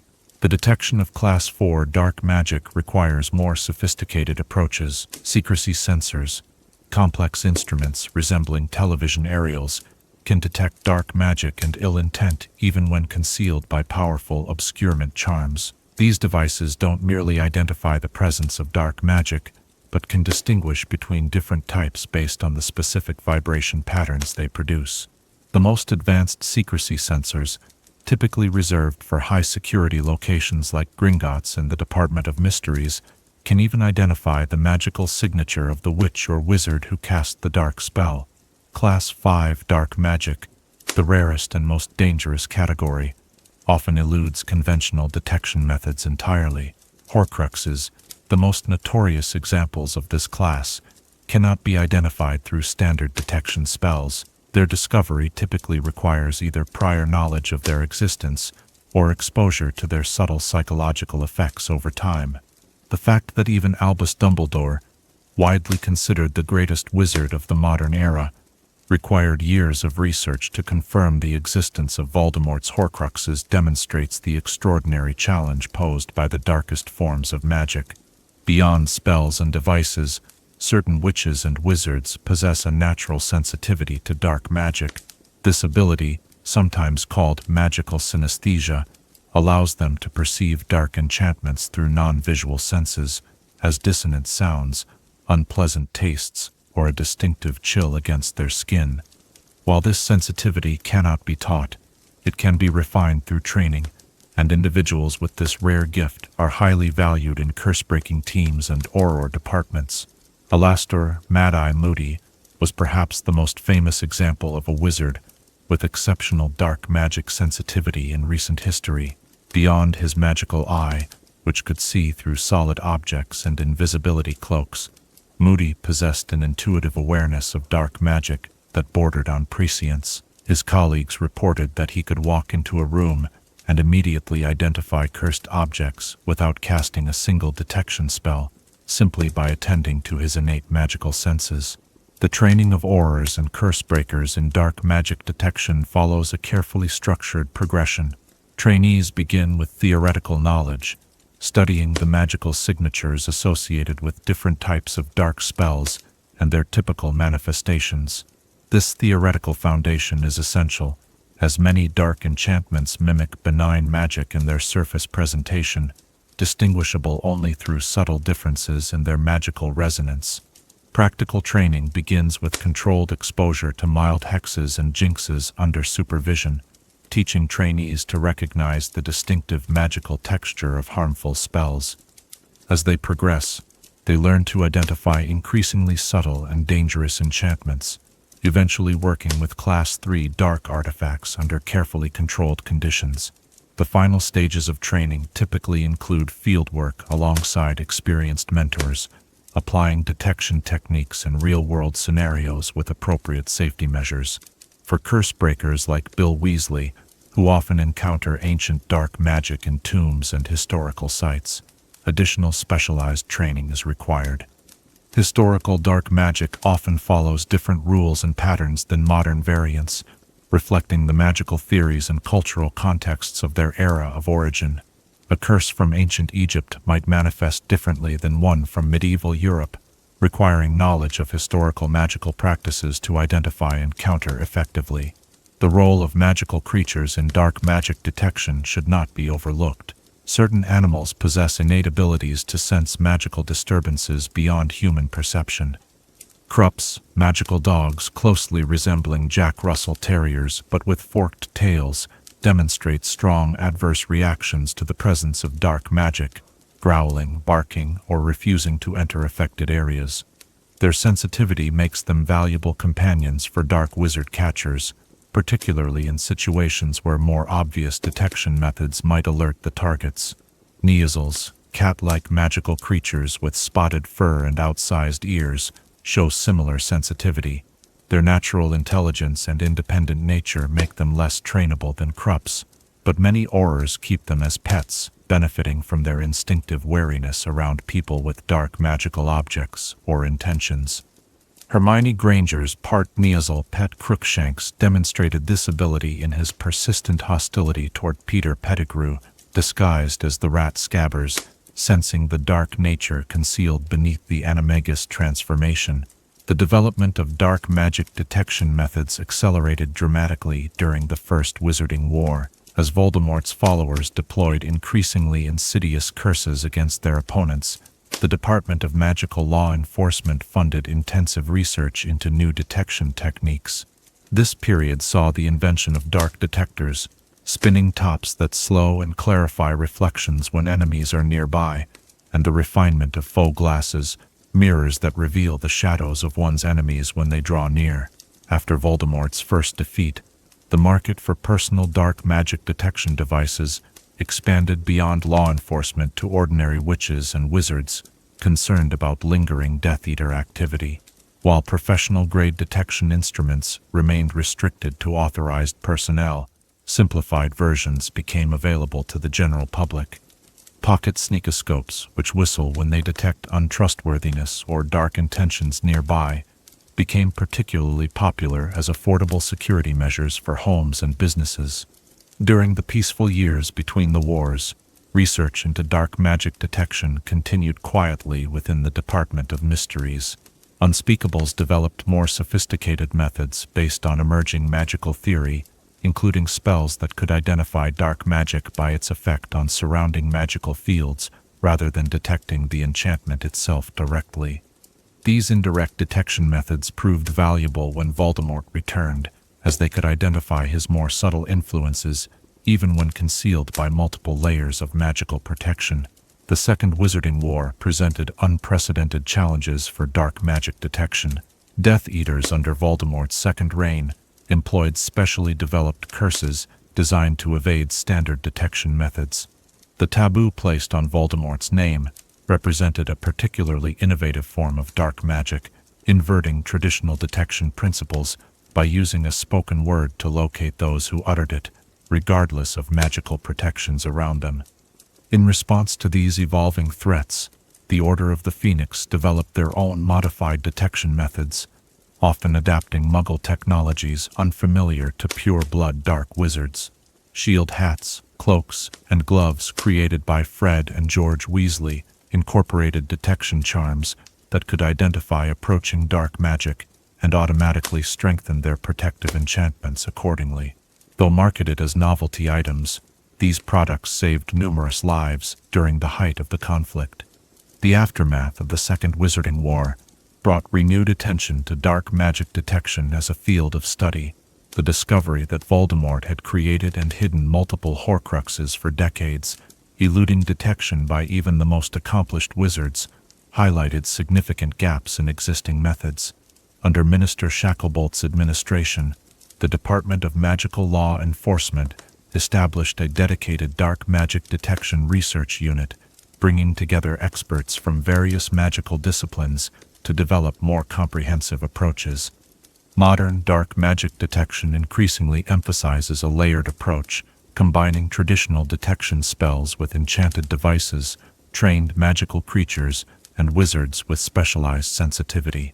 Security at locations like the Ministry of Magic, Gringotts, and Hogwarts now incorporates multiple redundant detection systems operating on different magical principles to ensure that dark enchantments that might evade one method will be caught by another.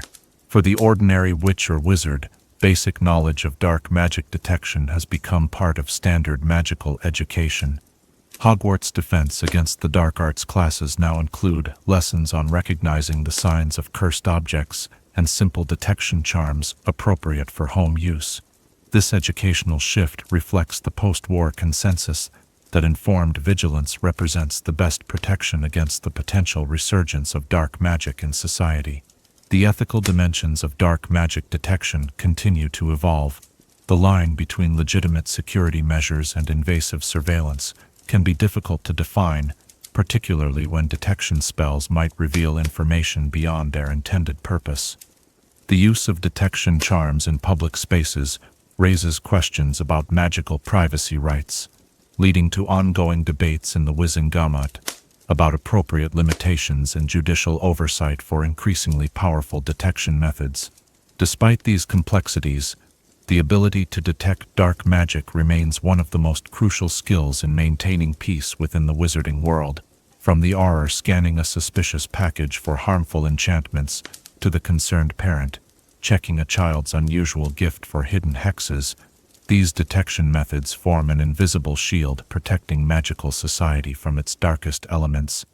As our exploration of dark magic detection draws to a close, the shadows in the corners of the room seem a little less threatening, the darkness a little less absolute. Knowledge illuminates even the darkest magic, revealing its presence and diminishing its power to harm the unwary. Before you drift into dreams, consider this: what hidden enchantments might surround you in your daily life, and how might your own magical senses be refined to perceive what currently remains invisible to your understanding. Chapter 8. The Koldovstoretz Wizarding School. Far to the north, where winter reigns for more than half the year, and the aurora borealis paints magical patterns across the night sky, stands a school of wizardry as ancient as the taiga that surrounds it. Koldovstoretz, the great wizarding school of Russia, remains one of the most mysterious magical institutions in the world, its location concealed not only from Muggles, but from much of the international wizarding community as well. Tonight, as frost patterns form on our windows, let us journey to this enigmatic place of learning, where magic has been shaped by the vastness of the Russian wilderness and centuries of isolation. Unlike Hogwarts, with its prominent location in the Scottish Highlands, Koldovstoretz was built to disappear into its surroundings. According to the few historical accounts available to Western magical historians, the school was established sometime during the 10th century, when Russian wizards sought refuge from both Muggle persecution and the expansionist aims of more organized magical communities to the west and south. The founder, a powerful witch known only as Baba Lesnia in surviving records, chose a location deep within the Siberian wilderness, where the vast distances and harsh climate provided natural protection. The name Koldovstoretz itself offers insight into the school's character. Derived from Russian magical terminology, it combines Koldovstvo witchcraft with Storo's guardian, creating a name that roughly translates to guardian of witchcraft.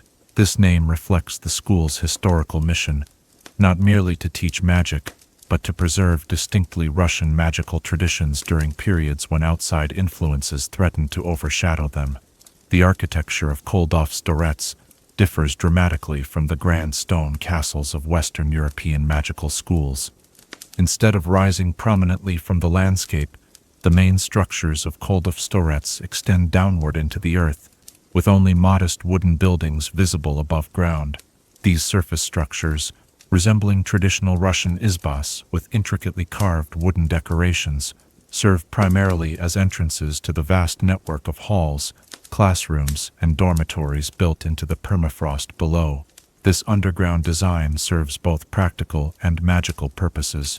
The subterranean location provides protection from the extreme Siberian winters, while the permafrost itself is incorporated into powerful preservation enchantments that maintain the school's ancient texts and artifacts. Magically reinforced ice forms many of the interior walls, enchanted to remain solid regardless of interior temperatures, and carved with historical scenes depicting significant moments in Russian magical history. The most distinctive feature of Koldovstoretz is the grove of speaking trees that surrounds the surface buildings. These ancient trees, primarily cedar, birch, and larch, have been imbued with consciousness through centuries of exposure to concentrated magic. While not fully sentient in the manner of beings like house elves, they possess a form of awareness that allows them to serve as the school's outer guardians, shifting their positions to confuse unwelcome visitors and using their branches to point approved travelers toward the correct path. The trees also play a crucial role in the school's unique approach to wand lore. Unlike Western European traditions, which typically separate the wandmaker from the forest where wand woods are harvested, Koldovstoretz maintains that the most powerful wands come from woods freely given by conscious trees. First-year students at Koldovstoretz do not arrive with pre-purchased wands, but instead participate in the ceremony of green gifts, where they walk among the grove of speaking trees until one tree offers them a branch specifically suited to their magical nature. These branches are then paired with magical cores through a process that differs significantly from Ollivander's methods. While Western wand makers typically use cores from magical creatures, phoenix feathers, dragon heartstrings, unicorn hairs, Koldovstoretz wandcraft often incorporates elements from magical locations, crystals from caves where magic is concentrated over centuries, water from springs with healing properties, or amber that has trapped magical energy within its golden depths. The curriculum at Koldovstoretz reflects both the school's isolated history and the distinctive characteristics of Russian magical tradition. While all fundamental magical disciplines are taught, the emphasis and approaches differ notably from those at Hogwarts or other Western schools. Transfiguration, for instance, places particular emphasis on adapting to one's environment, teaching students to transform available materials into necessities for survival in harsh conditions, a reflection of the practical needs of Russian wizards historically scattered across the vast wilderness. Perhaps the most famous distinctive feature of Koldovstoretz's curriculum is its unique approach to magical transportation. While Western schools teach apparition as the primary method of magical travel, Koldovstoretz is renowned for its mastery of enchanted wooden objects. Historical accounts claim that students learn to fly not on broomsticks but on entire uprooted trees, a practice that combines elements of levitation charms with complex enchantments that maintain the tree's vitality despite separation from the earth. This tradition likely emerged from necessity, as the vast distances of Russia made efficient transportation essential for wizarding communities scattered across the largest country in the world. By the 18th century, Koldovstoretz graduates were known throughout the Russian Empire for their ability to enchant various wooden objects for flight, from traditional brooms to sleds, furniture, and even small wooden houses reminiscent of Baba Yaga's legendary walking hut. The school's approach to magical creatures also reflects its unique environment. While Hogwarts' Care of Magical Creatures curriculum focuses heavily on Western European magical species, Koldovstoretz students study the distinctive magical fauna of the Siberian wilderness, from the fire-breathing Siberian snowdrake to colonies of ice pixies that create elaborate frozen tunnels beneath the taiga. Much of this knowledge remains poorly documented in Western magical zoology texts, as the creatures themselves rarely venture beyond Russian territories.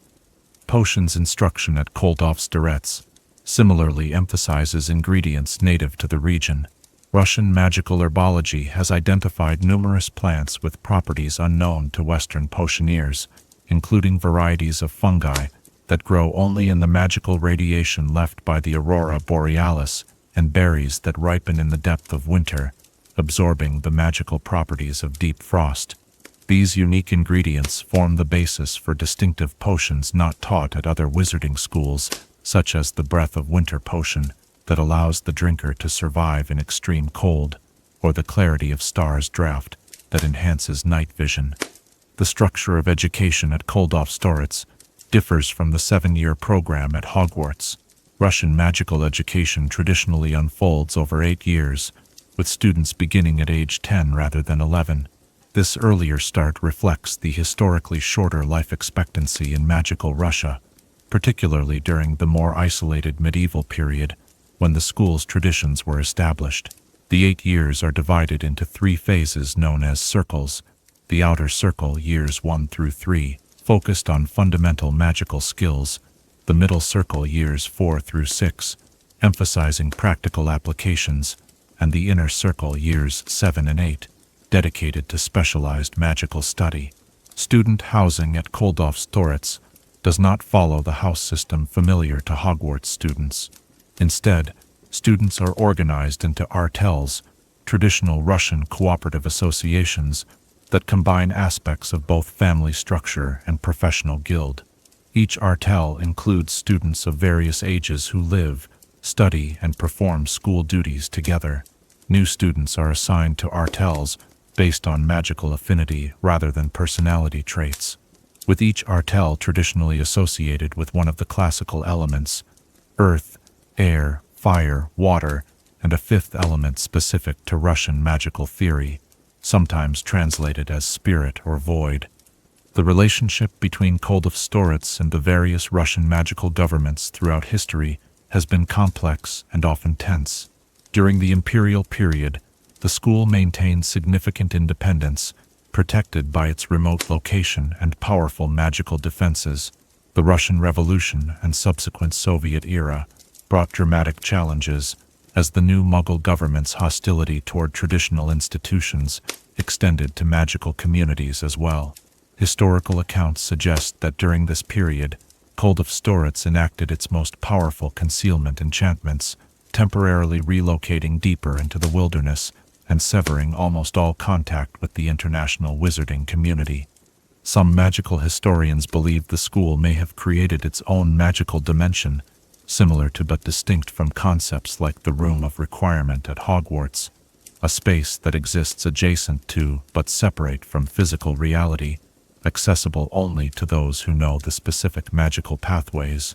This period of extreme isolation ended gradually following the collapse of the Soviet Union, though Koldovstoretz remains significantly more secretive than other major wizarding schools.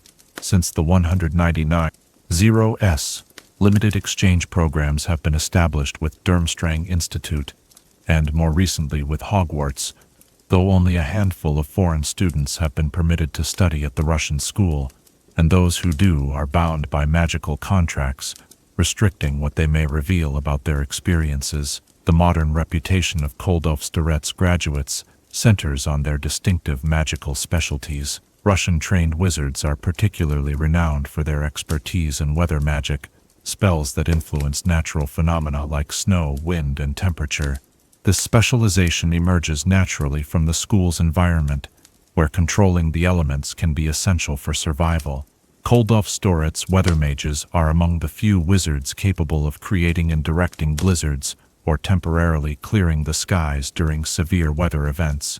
Another area of recognized Russian magical excellence is the creation and manipulation of magical ice. Unlike simple freezing charms taught at most wizarding schools, Koldovstoretz graduates learn to infuse ice with complex enchantments, creating everything from temporary structures with specific magical properties to animated ice constructs that can carry out simple tasks. During particularly severe magical conflicts, Russian wizards have been known to create fearsome ice guardians as defensive measures, though the exact spellwork involved is closely guarded. The international Quidditch community has long been fascinated by the distinctive Russian approach to broom sports. While Quidditch is played at Koldovstoretz, the school is better known for Ledakol, literally icebreaker, a magical sport played on enchanted ice skates over a frozen lake. Players use wands to control a glowing orb of magical fire that melts the ice as it passes, creating an ever-changing playing field where strategy must account for both opponents and the transforming surface beneath them. The Russian national Lidokol team has dominated international competition in this sport since organized matches began in the early 20th century. Divination at Koldovstoretz draws on shamanic traditions predating the school's founding. Rather than emphasizing tools like crystal balls or tea leaves, Russian magical foresight often involves trance states induced through rhythmic drumming or guided meditation. These practices are taught only to students who demonstrate genuine potential for second sight, typically in the final years of the inner circle. Graduates skilled in Russian divination are known for their ability to perceive patterns across vast distances and time scales, seeing not specific events, but broader currents of magical influence flowing through history. The connection between Koldovstoretz and Russian folklore is profound and bidirectional. Many figures familiar from Mughal Russian fairy tales, Baba Yaga with her mortar and pestle, the firebird, Koschei the Deathless, have roots in actual magical history, their stories modified and transmitted through Mughal communities over centuries. Conversely, the school itself incorporates elements from folklore into its traditions and magical practices, recognizing that stories often preserve ancient magical knowledge in forms that survive even when formal teachings are lost. Among the most closely guarded secrets of Koldovstoretz is its library, rumored to contain magical texts dating back to the earliest days of human settlement in the region. Unlike the Hogwarts Library, which organizes knowledge by subject matter, the Koldovstoretz collection is arranged according to magical resonance. Books with complementary magical properties are stored together regardless of topic, creating corridors of concentrated magical energy that advanced students learn to perceive and navigate. The deepest sections, carved into ice that has remained frozen for millennia, reportedly contain scrolls written in languages that predate recorded history. The personal touches that distinguish life at Koldovstoretz reflect the school's emphasis on community survival in a harsh environment. While Hogwarts students enjoy feasts in the Great Hall, Koldovstoretz traditions center on the communal preparation of food, with each artel taking turns creating meals for the entire school. These cooking duties are considered part of magical education, as students learn to infuse nourishment with subtle enhancing properties, warming charms for winter stews, clarifying enchantments for morning tea, or endurance spells for journey bread carried during wilderness expeditions. The grounds surrounding the school form a magical ecosystem unlike any other in the wizarding world. The confluence of concentrated human magic with the ancient natural energies of the taiga has created unique magical phenomena. Glades where plants grow in geometric patterns, reflecting the mathematical structure of nearby spellwork, streams that flow uphill during certain phases of the moon, and clearings where the boundary between physical reality and dreams thins, especially during the long winter nights when darkness prevails for most of the day. During these winter months, when sunlight becomes a precious rarity, the school's routines adapt accordingly. Classes focusing on practical wandwork or physical activity are concentrated in the brief daylight hours, while theoretical studies and disciplines requiring darkness, such as astronomy and certain branches of divination, expand to fill the long nights. This seasonal rhythm creates a distinctive pattern to the academic year, with intense periods of practical learning during the short summer, followed by months of deep theoretical study during winter's darkness. The graduation ceremony at Koldovstoretz differs dramatically from the straightforward completion of NEWTs familiar to Hogwarts students. After 8 years of study, those who have successfully mastered their magical education participate in the Journey of the 8 Directions, a solitary magical expedition into the wilderness surrounding the school. Each graduate must survive for 8 days using only the magic they have learned, following a uniquely generated path that presents challenges specifically tailored to test their particular strengths and address their remaining weaknesses. Those who complete this journey return to Koldovstoretz, not merely as graduates, but as recognized members of the Russian wizarding community, entitled to all the privileges and responsibilities that entails. The completion of this ritual is marked by the presentation of a silver talisman shaped like a compass rose, enchanted to always point toward Koldovstoretz, no matter how far the graduate may travel, both a practical tool for those who might someday need to return, and a symbolic reminder of their magical foundations. The alumni network of Koldovstoretz maintains connections through methods quite different from the owl post, commonly used in Western wizarding communities. Graduates receive instruction in creating echo mirrors, paired reflective surfaces that allow limited communication across vast distances. These magical devices transmit only light and sound, preventing the exchange of physical objects but allowing Koldovstoretz trained wizards to maintain contact across the enormous expanse of Russia and beyond. In recent decades, as magical cooperation has increased following the Second Wizarding War, Koldovstoretz has cautiously engaged more openly with international magical education initiatives. The school now sends representatives to the International Confederation of Wizards Educational Summit, though these delegates typically share only general information about Russian magical pedagogy, maintaining the secrecy around the school's most distinctive traditions and techniques. This gradual opening has allowed snippets of information about famous Koldovstoretz alumni to reach the broader wizarding world. While names like Miroslava Rostislav, the 18th century witch who developed revolutionary magical methods for navigating Arctic waters, may be unfamiliar to Western wizards, her enchanted compass designs are now studied at marine magical academies worldwide.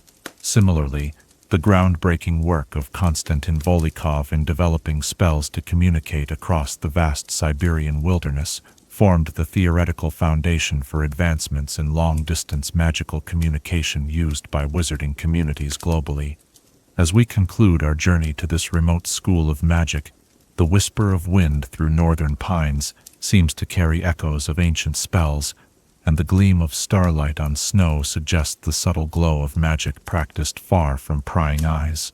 In a world increasingly connected through both Muggle and magical means, Koldovstoretz stands as a reminder that some knowledge flourishes best in isolation, shaped by the specific challenges and wonders of its environment. As you drift towards sleep, consider this: what unique forms of magic might develop in the places you call home, and what wisdom might be found in magical traditions that have evolved along paths different from those most familiar to you. Chapter 9. The Self-Destruction of a Howler. The crimson envelope trembles with barely contained energy, its edges smoking slightly, as though the paper itself is struggling to contain the message within. A moment of terrible anticipation hangs in the air, and then the Howler delivers its thunderous message, the sender's magnified voice filling the space with inescapable sound.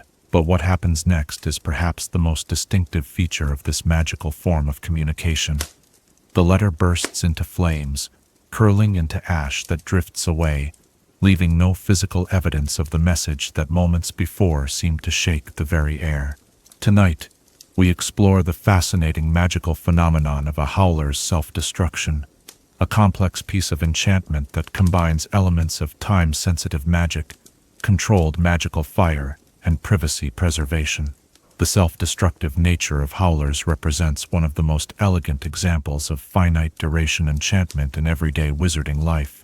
Unlike most magical objects designed for long-term use, Howlers are intentionally created to exist only briefly, delivering their message with unmistakable impact before disappearing completely. This temporary existence serves both practical and social purposes in wizarding communication. The development of self-destructing magical documents dates back to ancient Rome, where wizarding officials used parchments enchanted to dissolve after reading to prevent sensitive information from falling into the wrong hands. These early prototypes used a simple dissolving charm that would activate upon exposure to a reader's breath, causing the parchment to disintegrate into a fine dust. While effective for security purposes, these documents lacked the dramatic flair that would eventually characterize the modern Howler. The specific self-immolation feature of Howlers emerged in 15th century England, credited to Madame Marabella Plunkett, who sought a way to express her notorious temper to distant relatives, while ensuring her more colorful language wouldn't be preserved or repeated verbatim. Plunkett combined the existing voice amplification spells of early audio messages with a modified version of the Incendio charm that would trigger automatically after the message completed. The magical mechanics behind a Howler's self-destruction involve several layers of sophisticated spellwork.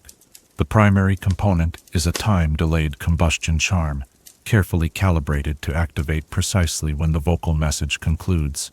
This is not the standard Incendio taught to Hogwarts students, but a specialized variant sometimes called Conflagratio Temperata in advanced charms texts, a controlled burn that consumes the enchanted paper completely while limiting the risk to surrounding objects. The charm is embedded into the paper itself during the Howler's creation, interwoven with the voice capturing and amplification enchantments that constitute the Howler's primary purpose. This integration is crucial, as it ensures that the self-destruction activates only after the message has been fully delivered, maintaining the integrity of the communication while still ensuring its ephemeral nature. The most challenging aspect of this magical integration is balancing the various spell components to work in precise sequence. If the combustion triggers too early, the message may be cut short, too late, and the recipient might have time to preserve the Howler through countercharms. Achieving this balance requires careful spellcasting, which is why commercially produced Howler parchment contains pre-embedded spellwork, requiring only activation rather than complete casting from scratch. The specific color of flames that consume a Howler, typically a bright orange tinged with red, is not merely aesthetic but reflects the magical properties of the fire itself. This specialized magical flame burns at a temperature precisely calibrated to consume the enchanted paper completely, while generating minimal heat transfer to surroundings. A standard Howler's flames typically reach temperatures of approximately 300 degrees Celsius, hot enough to ensure complete consumption of the parchment, but cool enough to avoid igniting nearby flammable materials under normal circumstances. This controlled combustion represents an impressive feat of magical engineering, particularly in the way it selectively targets only the Howler itself. The enchantment includes boundary-defining components that prevent the flames from spreading beyond the edges of the parchment, essentially creating a magical containment field that collapses inward as the paper burns, ensuring that even the final fragments are consumed before the magic dissipates completely. For recipients familiar with the properties of Howlers, this self-destruction provides a small mercy. No matter how embarrassing or upsetting the message, at least no physical record remains afterward. This feature has made Howlers particularly popular for delivering reprimands that, while needing to be emphatically expressed, are not intended to create lasting documentation of the offense. Parents scolding children, ministry officials issuing warnings, and disgruntled clients expressing dissatisfaction all benefit from the temporary nature of the communication. The timing of a Howler's self-destruction varies slightly depending on several factors. Standard commercial Howlers are enchanted to burst into flames approximately 3 seconds after delivering their message, allowing just enough time for the impact of the words to register with the recipient before the physical evidence disappears. Premium Howlers, available at higher cost from specialized stationery shops, can be customized with longer or shorter delays according to the sender's preference. An interesting magical feature of Howlers is their ability to sense when they have been opened and read. The enchantment includes a form of simple magical awareness that triggers the full sequence message delivery followed by self-destruction, only when the seal is broken by the intended recipient or in their presence. This semi-sentient quality allows the Howler to know when its purpose has been fulfilled, activating the combustion sequence accordingly.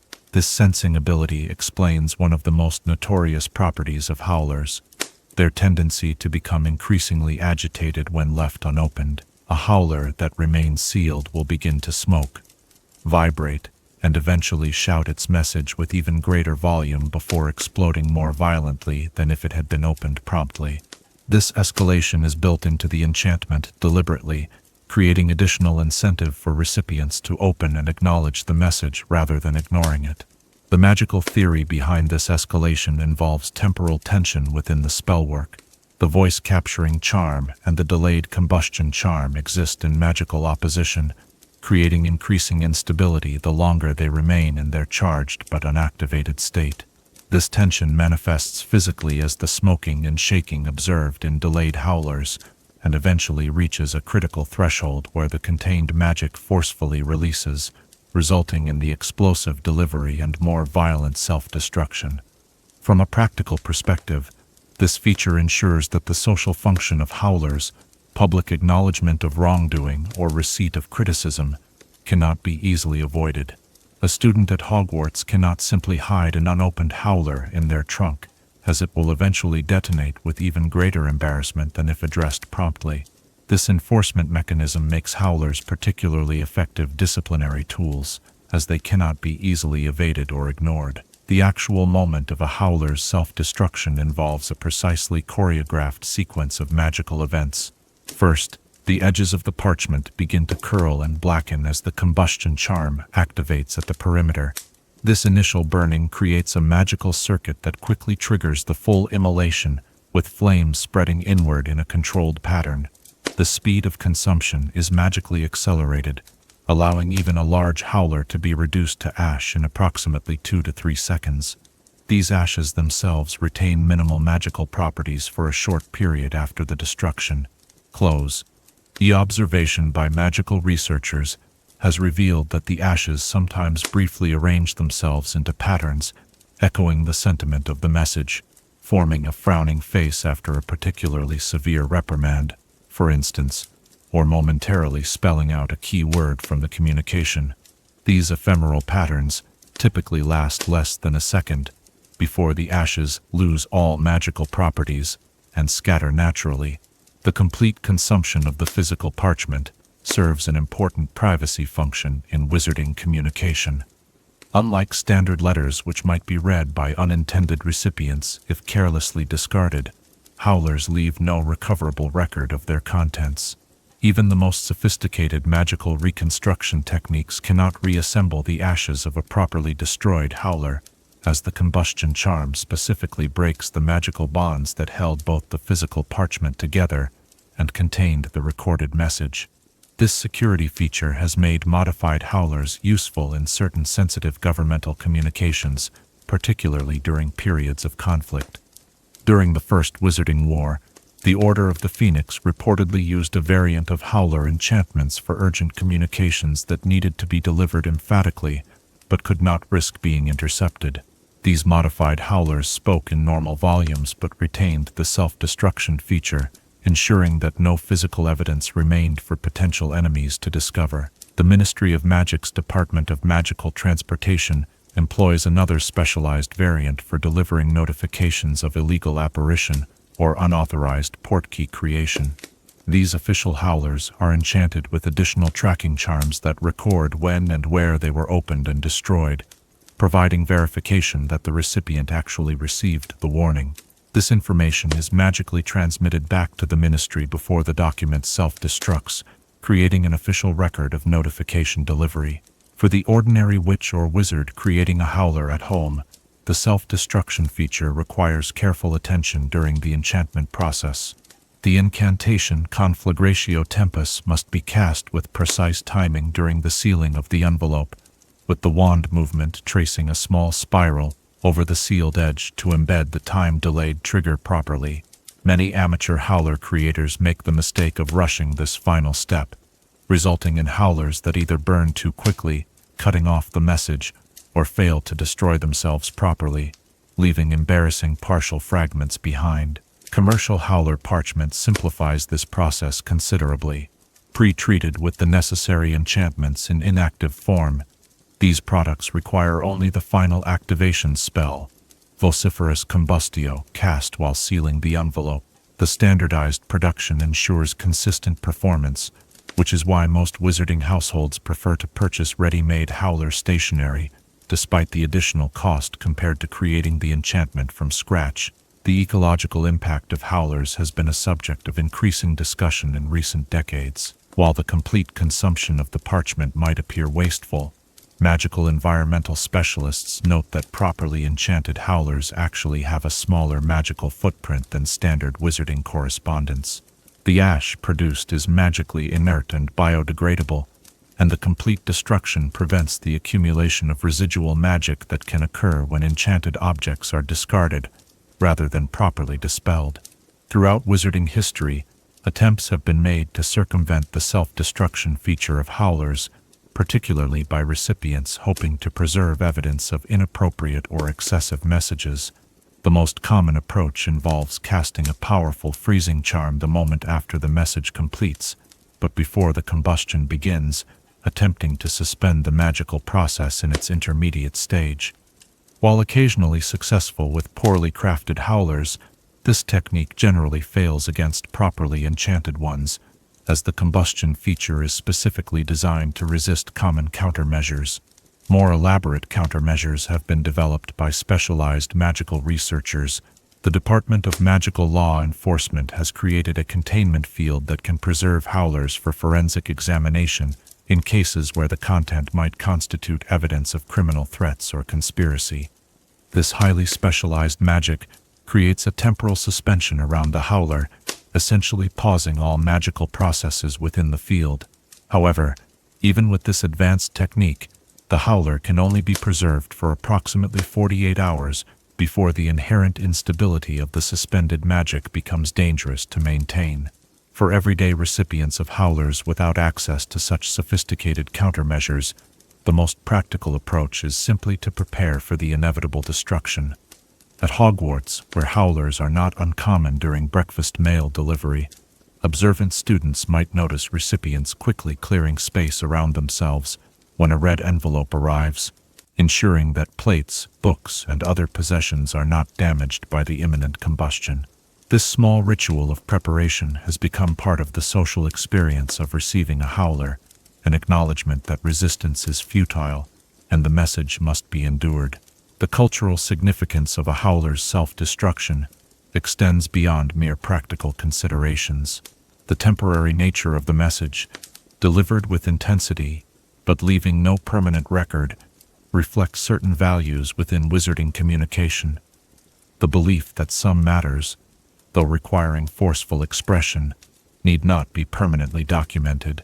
In a society where magical contracts and serious oaths often have permanent and binding consequences, the howler represents a middle ground, emphatic but ultimately impermanent, allowing for the release of emotions without eternal record.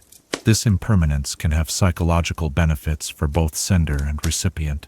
For the sender, the knowledge that their words, however intemperate in the moment, will not exist as a permanent record can allow for more honest expression of feelings. For the recipient, the literal reduction of the message to ash provides a visual metaphor for the possibility of moving beyond the reprimand or criticism, leaving it in the past where it belongs. Modern variations on the classic howler continue to emerge as magical innovation advances.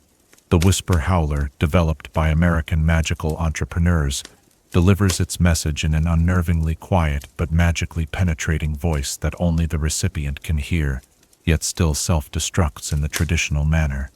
The Melodious Reprimand, popular among more artistic wizarding families, delivers its message as a personalized song that builds to a crescendo before the parchment bursts into multicolored flames that briefly form musical notes in the air.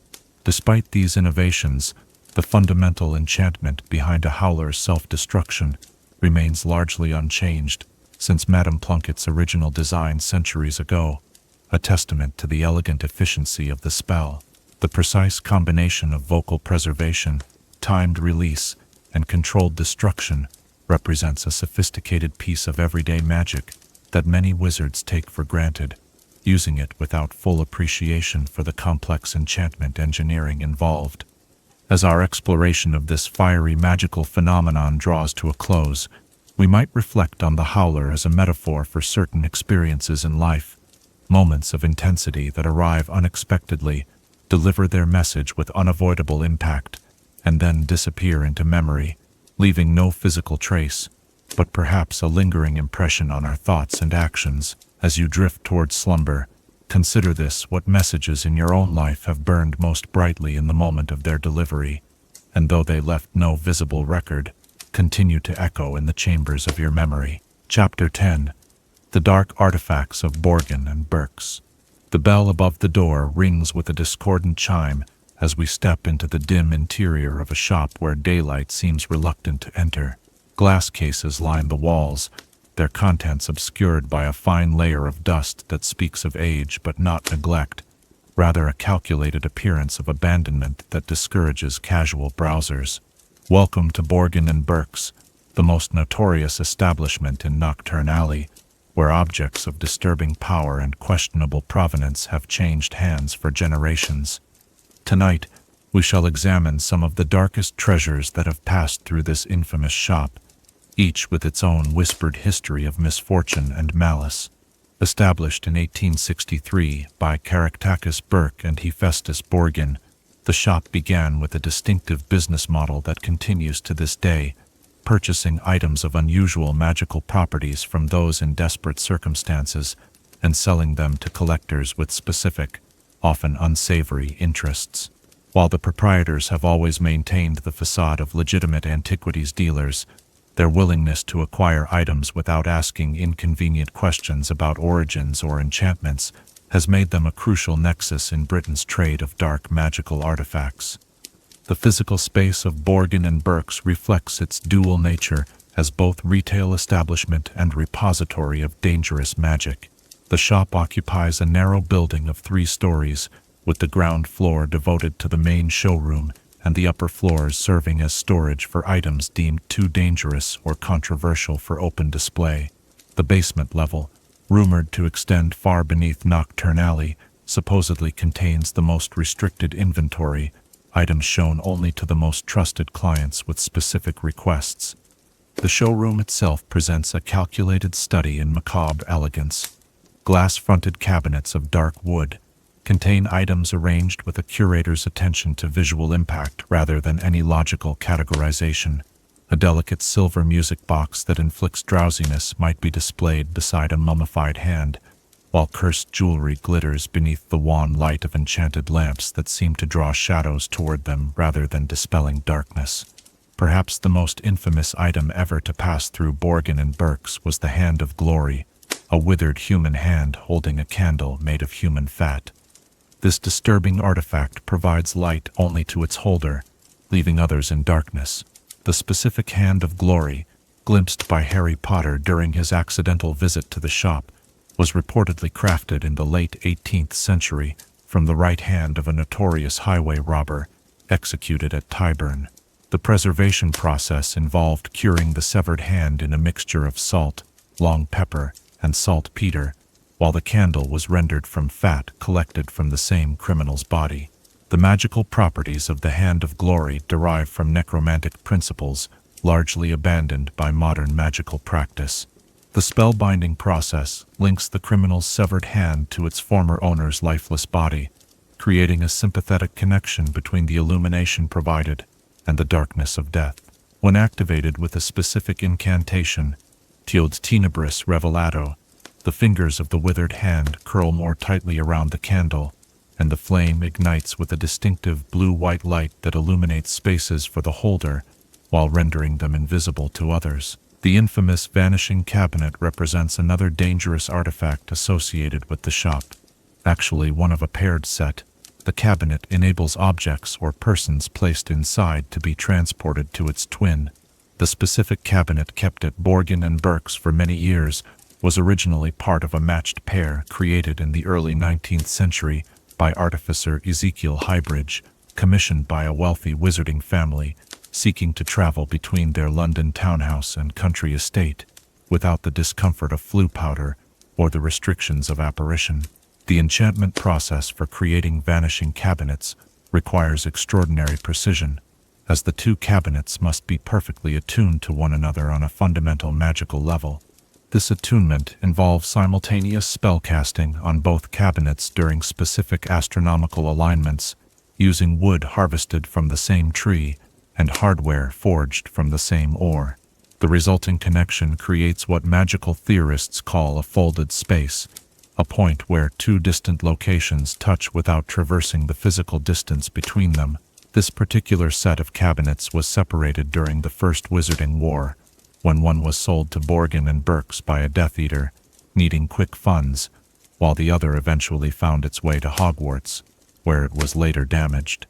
The cabinet's role in allowing Death Eaters to infiltrate Hogwarts during Draco Malfoy's 6th year demonstrates the potential danger of even seemingly benign magical transportation devices when repurposed with dark intent.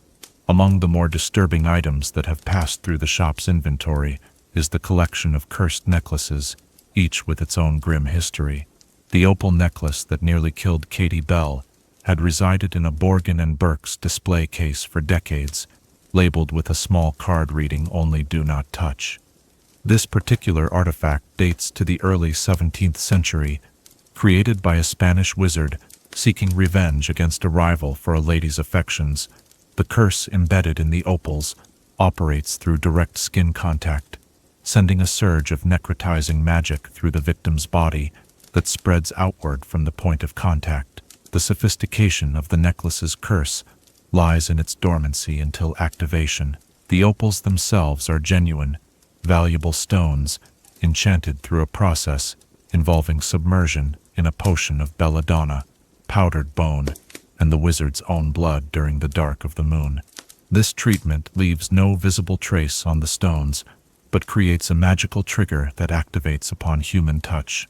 The cunningness of disguising deadly magic within objects of beauty and value is a recurring theme among the dark artifacts traded by Borgin and Burkes. Less immediately lethal but potentially more insidious are the various enchanted mirrors that have featured in the shop's inventory over the years.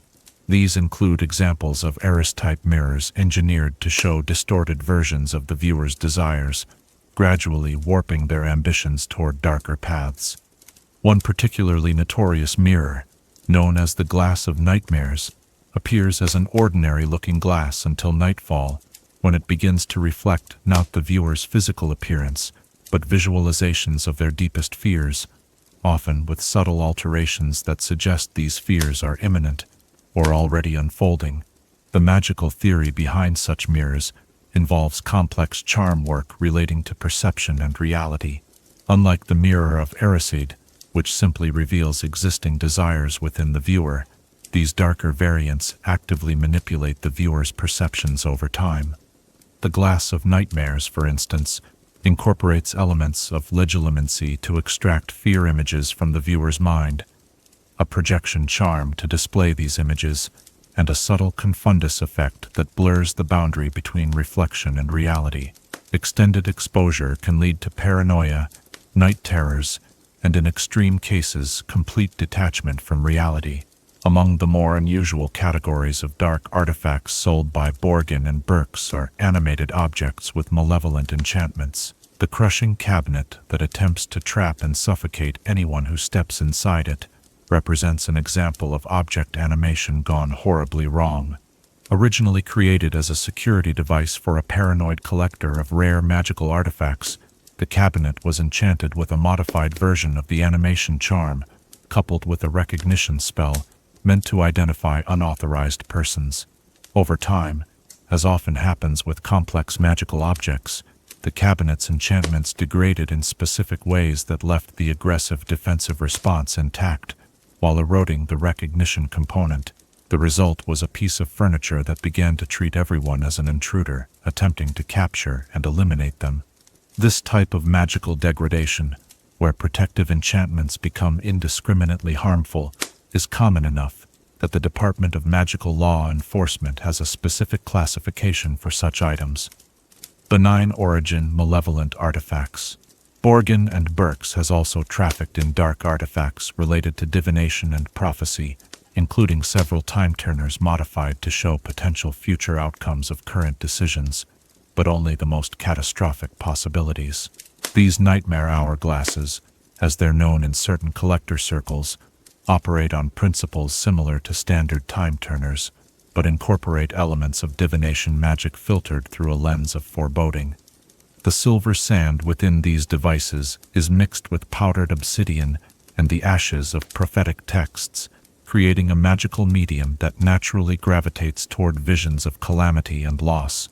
The psychological effect of such devices is particularly insidious, as they present their disturbing visions with the apparent authority of genuine prophecy, while actually showing only one possible branch of potential futures, invariably the darkest one.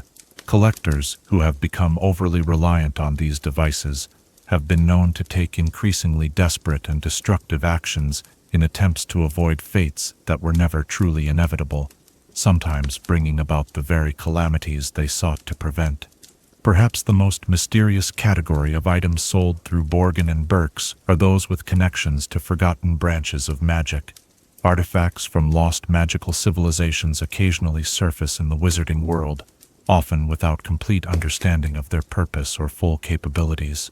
The shop has developed a reputation as a discreet broker for such items, connecting archaeologists of questionable ethics with collectors willing to pay premium prices for magical antiquities of uncertain and potentially dangerous properties.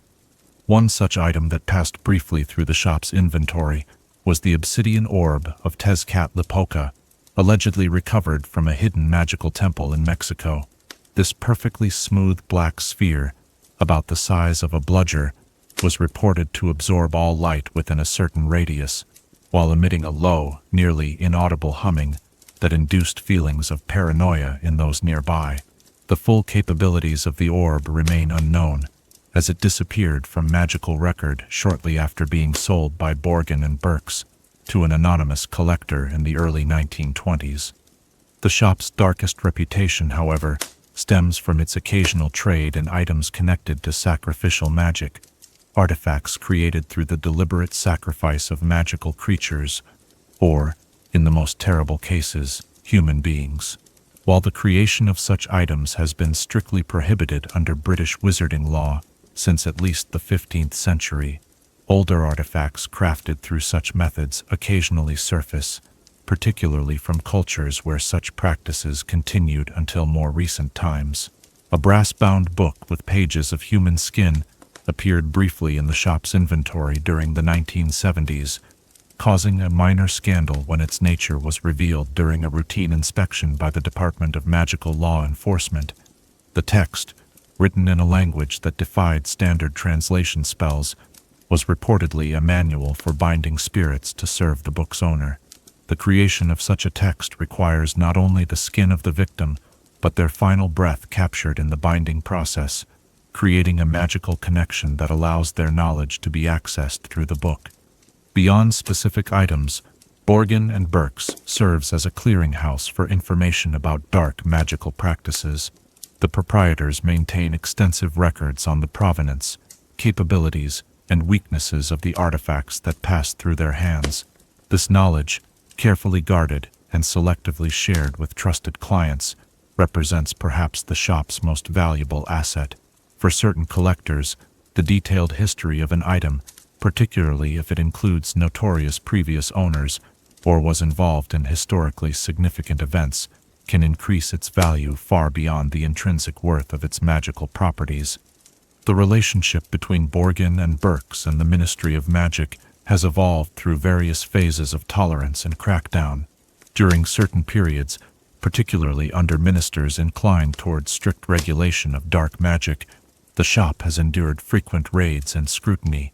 At other times, pragmatic ministry officials have recognized the value of having a known center for dark artifact trading that can be monitored rather than driving such commerce entirely underground. This ambiguous status has allowed the shop to operate continuously for over a century, adapting to changing regulations by adjusting which items are displayed openly versus kept in back rooms shown only to trusted clients. The proprietors have become adept at walking the fine line between technically legal trade in historically significant artifacts of academic interest and the more questionable commerce that forms their true business. During the rise of Lord Voldemort, both during the First and Second Wizarding Wars, Borgin and Burkes served as an important junction point between the legitimate wizarding economy and the Dark Wizard's network of supporters. Items needed for specific dark rituals or plans could be sourced discreetly through the shop, while Death Eaters facing financial difficulties could liquidate family heirlooms without awkward questions about their sudden need for gold. Most notably, the shop played a key role in Voldemort's own development when the young Tom Riddle, following his graduation from Hogwarts, took a position there as a purchaser. His job involved persuading witches and wizards to part with valuable or unusual magical items, a task at which he excelled due to his charm, handsome appearance, and uncanny ability to identify people's weaknesses and desires. During this period, Riddle furthered his knowledge of dark artifacts and made connections with wizarding families aligned with his emerging ideology. One of Riddle's most significant acquisitions during his employment was Slytherin's locket, purchased from Merope God's son for a fraction of its true value. This transaction exemplifies the predatory business practices that have characterized the shop throughout its history, taking advantage of the desperate, uninformed, or vulnerable to acquire valuable items at far below market rates. The locket would later become one of Voldemort's Horcruxes, connecting the shop directly to the darkest magic performed in Wizarding Britain's recent history. In the aftermath of the Second Wizarding War, Borgin and Burkes faced increased scrutiny and regulation under Minister Shacklebolt's administration. New legislation required more rigorous documentation of item provenance and explicit warnings about potential magical dangers. While these measures have somewhat curtailed the shop's more blatant trading in dangerous artifacts, the centuries-old establishment has once again adapted, focusing more on items of historical significance with dark associations rather than actively dangerous objects. For those who know how to navigate its unwritten rules, the shop continues to serve as a gateway to the shadow economy of dark magical artifacts. Regular customers understand that inquiries must be phrased in euphemisms and that certain transactions occur only after establishing trust through smaller, less questionable purchases.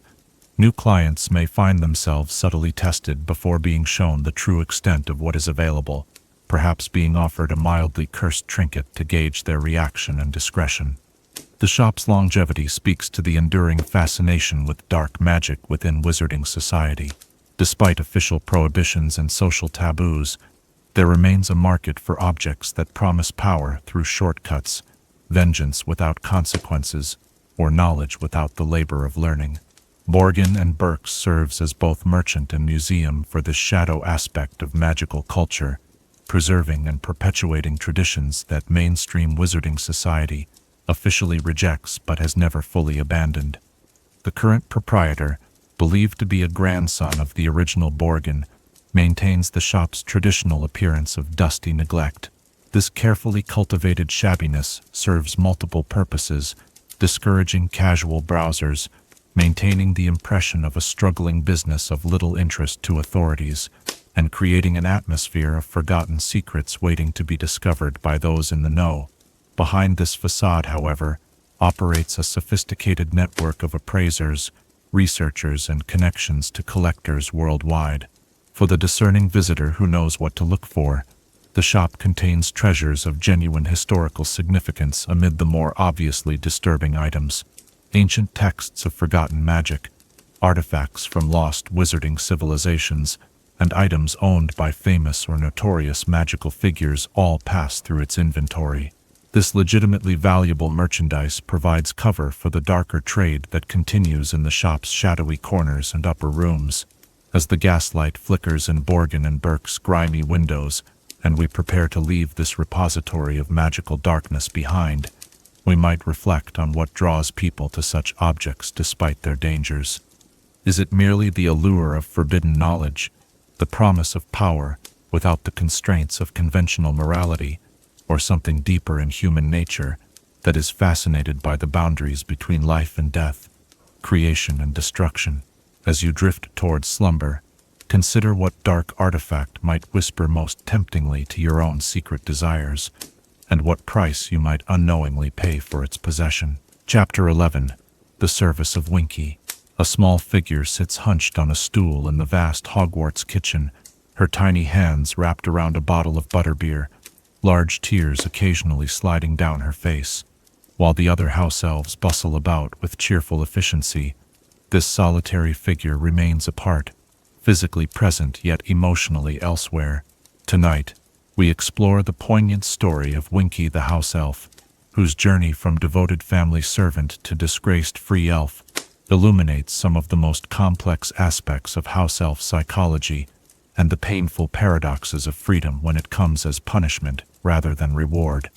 Unlike Dobby, who yearned for freedom despite his conditioning, or Kreacher, whose loyalty transferred from family to individual, Winky represents perhaps the most traditional model of house elf service, one in which identity is so completely intertwined with duty that separation becomes not liberation, but devastating loss. Her story challenges simplistic notions of freedom and happiness, suggesting that cultural context and personal identity can make one witch's freedom another elf's exile. Winky served the Crouch family for generations before we meet her in Harry Potter's narrative. House elves typically remain with the same wizarding family throughout their lives, often serving multiple generations and inheriting their positions from their parents. This continuity creates a deep sense of belonging and purpose, with the family home becoming the center of a house elf's existence and identity. For Winky, the Crouch household defined her entire understanding of herself and her place in the world. The relationship between the Crouch family and Winky exemplifies the complex dynamics of traditional house elf service. Bartemius Crouch Sr., a stern, law-abiding wizard with political ambitions, maintained strict boundaries with his servant while relying completely on her discretion and loyalty.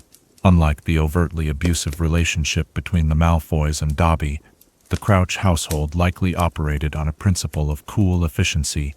Expectations were high, praise was minimal, but outright cruelty was absent. This created a relationship where Winky's service was taken for granted rather than acknowledged, yet she interpreted this very reliability as evidence of her value.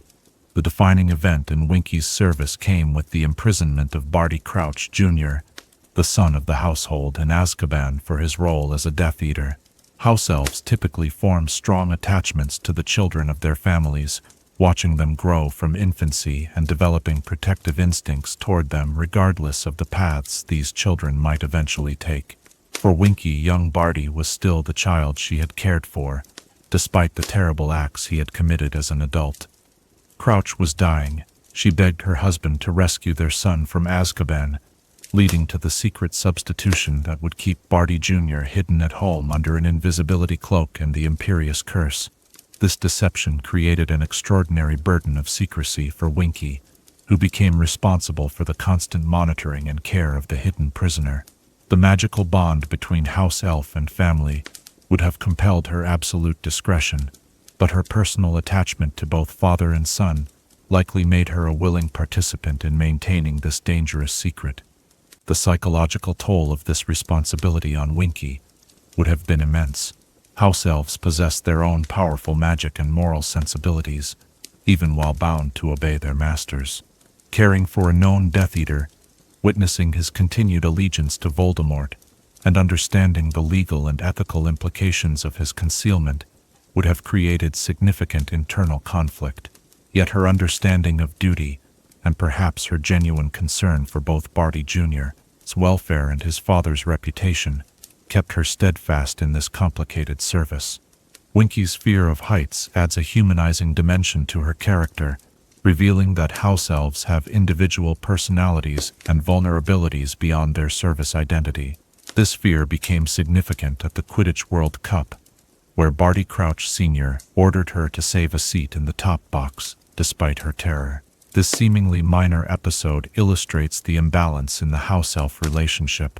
Her personal phobia was insignificant compared to her master's convenience, and she was expected to endure considerable distress without complaint as part of her duty. Despite this imbalance, Winky's loyalty to the family remained absolute. When tasked with guarding the invisibility cloak covered Barty Crouch Jr. at the World Cup, she performed this duty despite her overwhelming fear of heights. This dedication demonstrates the depth of house elf commitment to service, even when it causes significant personal suffering. For Winky, fulfilling her obligations perfectly was not simply a matter of magical compulsion, but a core aspect of her self-worth and identity. The tragic turning point in Winky's life came when Barty Crouch Jr. escaped her supervision at the World Cup, stole Harry Potter's wand, and cast the Dark Mark. Though Winky had not intentionally failed in her duty, she was stunned while trying to restrain Crouch. The consequence of her imperfect service was catastrophic from a house elf perspective. Bartemius Crouch Sr., concerned about the political implications and his own reputation, chose to publicly dismiss Winky, presenting her with clothes and severing the magical bond between them. This moment of freedom represents one of the most heart-wrenching scenes in house elf literature. Unlike Dobby, who celebrated his liberation, Winky experienced being given clothes as the ultimate punishment and rejection. Her immediate reaction, begging to remain in service and promising to keep their secrets, reveals how completely her sense of purpose and worth was tied to her role within the Crouch household. For Winky, clothes were not a gift of freedom, but a severing of her entire identity. The magical process of dismissing a house elf involves not only the physical presentation of clothes, but a breaking of the magical bond that connects elf to family. This severing can be felt physically by both parties, though the experience is typically more traumatic for the elf. The ancient magic that binds house elves to wizarding families includes elements of both protection and obligation. When broken, the elf loses not only their position, but a fundamental magical connection that has shaped their existence. Winky's subsequent descent into what humans might recognize as depression illustrates the profound psychological impact of this severance. Relocated to Hogwarts through Albus Dumbledore's intervention, Winky found herself in an environment that should have been ideal, surrounded by other house elves, with meaningful work available, and under the authority of a kind and respected wizard. Yet she remained unable to adapt to this new circumstance, sitting apart from the other elves, refusing to engage in work, and finding solace only in butterbeer. The butterbeer itself represents another aspect of Winky's tragedy. Though containing minimal alcohol by human standards, butterbeer affects house elves more strongly due to their different magical physiology. Winky's reliance on this substance, which would never have been permitted during her service to the Crouch family, represents both her attempt to self-medicate her emotional pain and a form of rebellion against house elf propriety. By consuming something that makes her less capable of perfect service, she embraces her fallen status even while mourning it. The reaction of other house elves to Winky's behavior reveals much about house elf culture and values. Rather than showing sympathy for her emotional suffering, elves like those serving at Hogwarts demonstrate embarrassment and disapproval. From their perspective, Winky's inability to move beyond her dismissal and embrace new service represents a failure of character rather than a natural response to trauma. This cultural judgment likely intensified Winky's isolation, creating a cyclical pattern where her difference from the community increased her distress, which in turn made integration more difficult. Dobby's friendship with Winky during this period offers a rare bright spot in her story. Despite their dramatically different perspectives on freedom, Dobby demonstrated compassion for Winky's suffering, sitting with her, encouraging her to embrace her new circumstances, and even negotiating with the other elves to ensure she remained cared for, despite her inability to contribute to their work. This relationship suggests that even within the rigid cultural framework of house elf society, there exists capacity for empathy and individual connection that transcends conventional norms. The complexity of Winky's circumstances increased dramatically when news reached Hogwarts of Bartemius Crouch. Her distress at this information reveals the persistence of her loyalty, despite being freed. Like Kreacher after Regulus Black's death, Winky maintained emotional bonds with her former family even after the magical connection was severed. This continuing loyalty, with no possibility of fulfilling her perceived duties to protect and serve, likely deepened her sense of purposelessness and grief. Had Winky known the full truth that Barty Crouch Jr. had escaped, murdered his father, and was impersonating Alistair Moody at Hogwarts, her distress would have been even more profound. As his former caretaker, she might have recognized signs of his presence that others missed, potentially changing the course of events. This possibility raises questions about the wisdom of dismissing house elves who hold critical family secrets, beyond the ethical concerns about their treatment. The revelation that Barty Crouch Jr. had been responsible for the events at the Quidditch World Cup and had subsequently murdered his father likely had complex implications for Winky's already fragile emotional state. On one level, this confirmation that she had not simply imagined the dangers or exaggerated her responsibilities might have validated her previous concerns. Conversely, learning that the child she had cared for had committed patricide would have been a devastating blow, potentially intensifying her sense that she had failed in her most fundamental duty to protect the family. Winky's story after these revelations is not explicitly detailed in wizarding historical accounts, leaving questions about her ultimate fate. Some magical historians suggest that the dramatic events surrounding the Triwizard Tournament and the public exposure of the Crouch family secrets might have provided a turning point in her recovery, removing the burden of secrecy she had carried even after her dismissal. Others propose that witnessing the consequences of Barty Crouch Jr.'s actions might have finally allowed her to acknowledge the impossibility of her position and begin to forge a new identity. What we do know from house elf witnesses at Hogwarts is that Winky's consumption of butterbeer gradually decreased in the years following the Second Wizarding War. Whether this represented genuine healing or simply the dulling of acute grief into a more manageable chronic sorrow remains subject to interpretation. House elves at Hogwarts reported that, while she never regained the cheerful industry that characterizes most of their kind, she eventually began participating in kitchen duties again, finding purpose in the rhythms of service, even without the specific family connection that had previously defined her. The Battle of Hogwarts represents another significant moment in Winky's story, though accounts of her specific role vary. Some reports suggest she joined the other house elves in defending the castle, led by Kreacher's rallying cry. If accurate, this would indicate a significant evolution in her self-perception, from servant of a specific family to defender of a broader community. Such participation would represent an important step in developing a new identity based on chosen allegiance, rather than mandated service. Winky's journey illuminates several important aspects of house elf psychology that more straightforward narratives like Dobby's might obscure. Perhaps most significantly, she demonstrates that freedom itself is not inherently beneficial when imposed rather than chosen, particularly within a cultural context where service forms the foundation of identity and purpose. Her struggle challenges simplified notions of liberation, suggesting that true freedom must include the capacity to determine one's own meaning and value, a much more complex proposition than the mere absence of formal bonds. The contrast between Winky and Dobby also highlights the diversity of house elf perspectives and experiences, countering the tendency to view them as a monolithic group with identical needs and desires. While Dobby's yearning for freedom represented one valid response to house elf servitude, Winky's devastation at being dismissed illustrates an equally valid but dramatically different orientation. This diversity of experience reminds us that reforms intended to benefit any community must account for the variety of perspectives within it, rather than imposing external values uniformly.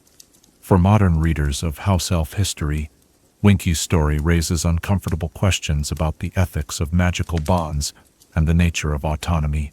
If an individual's entire sense of purpose and identity is constructed within a system of service, can liberation from that system truly be called freedom if it leaves them adrift and despairing? Yet simultaneously, can any system that creates such dependent identities be considered just, regardless of the subjective experiences of those within it? Winky stands at this ethical crossroads, her personal tragedy illuminating larger questions about magical society's structures and values. Perhaps the most hopeful interpretation of Winky's story comes from considering it as unfinished rather than tragic.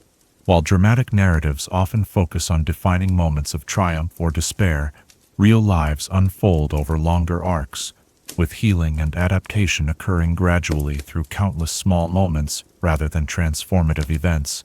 The reports of Winky's eventual return to some kitchen duties however limited compared to her former dedication, suggest the resilience of spirit that can emerge even from profound dislocation and loss.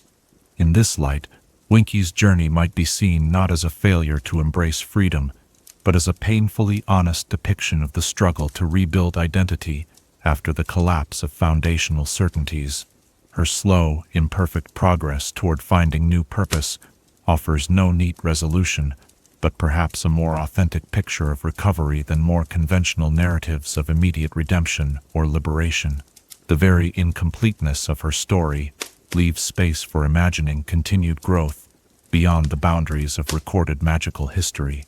As the kitchen fires burn lower and the sounds of house elves preparing for the next day fade into the background, Winky's solitary figure reminds us that freedom, like magic itself, holds different meanings and manifestations for each being that encounters it. Before you drift into dreams, consider this: what traditions or expectations shape your own sense of purpose and belonging, and how might you respond if suddenly separated from these familiar foundations of identity? Chapter 12. The Classification of Dark Creatures. In the shadowy corners of the wizarding world, where the boundaries between light and darkness blur, dwell beings that inspire both fascination and fear. Creatures whose very nature seems suffused with dangerous magic, whose presence evokes primal terror in even the bravest of witches and wizards. Tonight, as we complete our journey through the hidden aspects of magical knowledge, let us examine the complex system by which the Ministry of Magic classifies those beings designated as dark creatures, a taxonomic framework that attempts to bring order to the chaotic spectrum of magical threats that lurk beyond the comfortable boundaries of wizarding society. The formal classification of magical creatures began in 1811, when the newly established Department for the Regulation and Control of Magical Creatures sought to create a standardized system for assessing the danger posed by various magical beings. Prior to this, approaches to dangerous creatures varied widely across different wizarding communities, leading to inconsistent protections and occasional diplomatic incidents when creatures considered harmless in one region caused havoc when transported to another. The original classification focused primarily on physical danger to wizards, rating creatures from X-boring to XXXXX, known wizard killer, impossible to train or domesticate. This system, while useful for general risk assessment, failed to capture the unique qualities of those creatures whose danger stemmed not merely from physical attacks, but from inherent dark magical properties. By the mid-19th century, it became clear that a more nuanced approach was needed specifically for beings whose very essence interacted with or embodied dark magic. The current system of dark creature classification was established in 1865 by Artemisia Lufkin, then head of the Department for the Regulation and Control of Magical Creatures, working in collaboration with renowned magizoologist Cadmus Mortimer. Their framework evaluates dark creatures across multiple dimensions, acknowledging that danger can manifest in ways beyond mere physical harm. This system operates alongside but distinct from the general creature classification, focusing specifically on magical properties related to dark arts. At the foundation of dark creature classification is the recognition that darkness in magical beings exists on a spectrum rather than as a binary quality. Some creatures, like Dementors, are inherently dark. Their very existence embodies negative magical energy, and they cannot exist without causing harm. Others, such as werewolves, exhibit dark aspects only under specific conditions, while otherwise being indistinguishable from ordinary wizards or muggles. Still others, like Thustrals, may be associated with dark concepts death, in this case while themselves being neutral or even beneficial magical beings. The Ministry's classification system attempts to navigate this complexity through 5 primary categories, each with subcategories addressing specific concerns. These designations are not merely academic, but determine legal regulations, containment protocols, and research restrictions applied to each species. The first category, designated Alpha, includes creatures whose darkness stems from their origin or connection to death magic. Dementors represent the quintessential Alpha-class dark creature, beings that not only feed on positive human emotions, but can extract the soul itself from their victims. Their ability to generate despair extends beyond mere psychological influence into the realm of genuine magical effect, creating an aura that suppresses positive magic and amplifies dark enchantments in their vicinity. The classification of Dementors as Alpha 1, the highest subcategory, reflects not only their deadly capabilities, but the impossibility of destroying them through conventional means. Unlike most magical creatures, Dementors cannot be killed. They can only be repelled temporarily using the Patronus charm, which creates positive magical energy antithetical to their nature. This immortality, combined with their soul-extracting abilities, places them in a category of danger beyond even dragons or other physically imposing magical beings. In fairy, reanimated corpses controlled through dark magic also fall within the Alpha category, though classified as Alpha 3 due to their dependent nature. Unlike Dementors, which act with some degree of autonomy and strategic intelligence, in fairy require constant direction from the dark wizard who created them. This dependency limits their threat level somewhat, as eliminating their controller effectively neutralizes them. However, their connection to death magic and complete immunity to pain or fear makes them extraordinarily dangerous when deployed by a skilled dark wizard. The Beta category encompasses creatures whose darkness manifests through corruption or transformation of victims. Werewolves represent the most well-known Beta-class creature, classified specifically as Beta 2. The werewolf curse spreads through bite transmission, potentially creating new dark creatures with each attack. This reproductive danger places werewolves higher on the classification scale than their physical capabilities alone might warrant, as each uncontained werewolf represents a potential exponential threat to the wizarding population. The nuance of werewolf classification demonstrates the complexity of the ministry's system.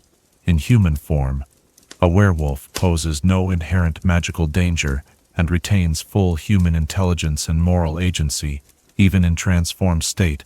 Modern developments like the Wolfsbane potion can preserve human consciousness, allowing the afflicted individual to control their actions despite their physical transformation. These factors are reflected in the conditional regulations applied to werewolves, restrictions that activate during full moons, but do not apply at other times, acknowledging the temporary nature of the dark magical manifestation. Vampires similarly fall within the Beta category, as Beta 1, reflecting their ability to create others of their kind, and their inherent connection to blood magic, one of the oldest and most powerful forms of dark magic. Unlike werewolves, vampires maintain their intelligence and magical abilities at all times, making them in some ways more dangerous, despite their less physically imposing transformed state. The classification system notes that vampires exist in a strange magical limbo between life and death, neither fully alive nor truly deceased, which grants them certain immunities to spells that affect living beings. The Gamma classification applies to creatures whose darkness stems from their psychological or emotional impact, rather than direct physical harm. Boggarts, which force victims to confront their deepest fears, exemplify this category with their Gamma 3 classification. While rarely causing physical injury, boggarts can induce panic, trauma, and in extreme cases, lasting psychological damage, particularly in muggles or young children who lack the magical defenses to counter their effects. Redcaps, malevolent dwarf-like creatures drawn to locations where human blood has been spilled, occupy a Gamma 2 classification. Their danger lies not merely in their physical attacks, but in their magical ability to sense weakness and vulnerability, targeting those already injured or afraid with uncanny precision. Their presence creates a feedback loop of fear and violence, as each successful attack strengthens them and attracts others of their kind to the location. The Delta category encompasses creatures that embody elemental darkness, or exist primarily in dimensions adjacent to the physical world. These beings often defy conventional understanding of biology or physics, making them particularly challenging to study or contain. Lethifolds, classified as Delta 1, exemplify this category, shadow-like creatures that glide silently at night, suffocating and digesting their victims while leaving no trace of their presence. Their near-incorporeal nature makes them resistant to most physical barriers and conventional magical defenses, with only the Patronus charm proving consistently effective against them. Poltergeists like Peeves at Hogwarts occupy an unusual position within the Delta category.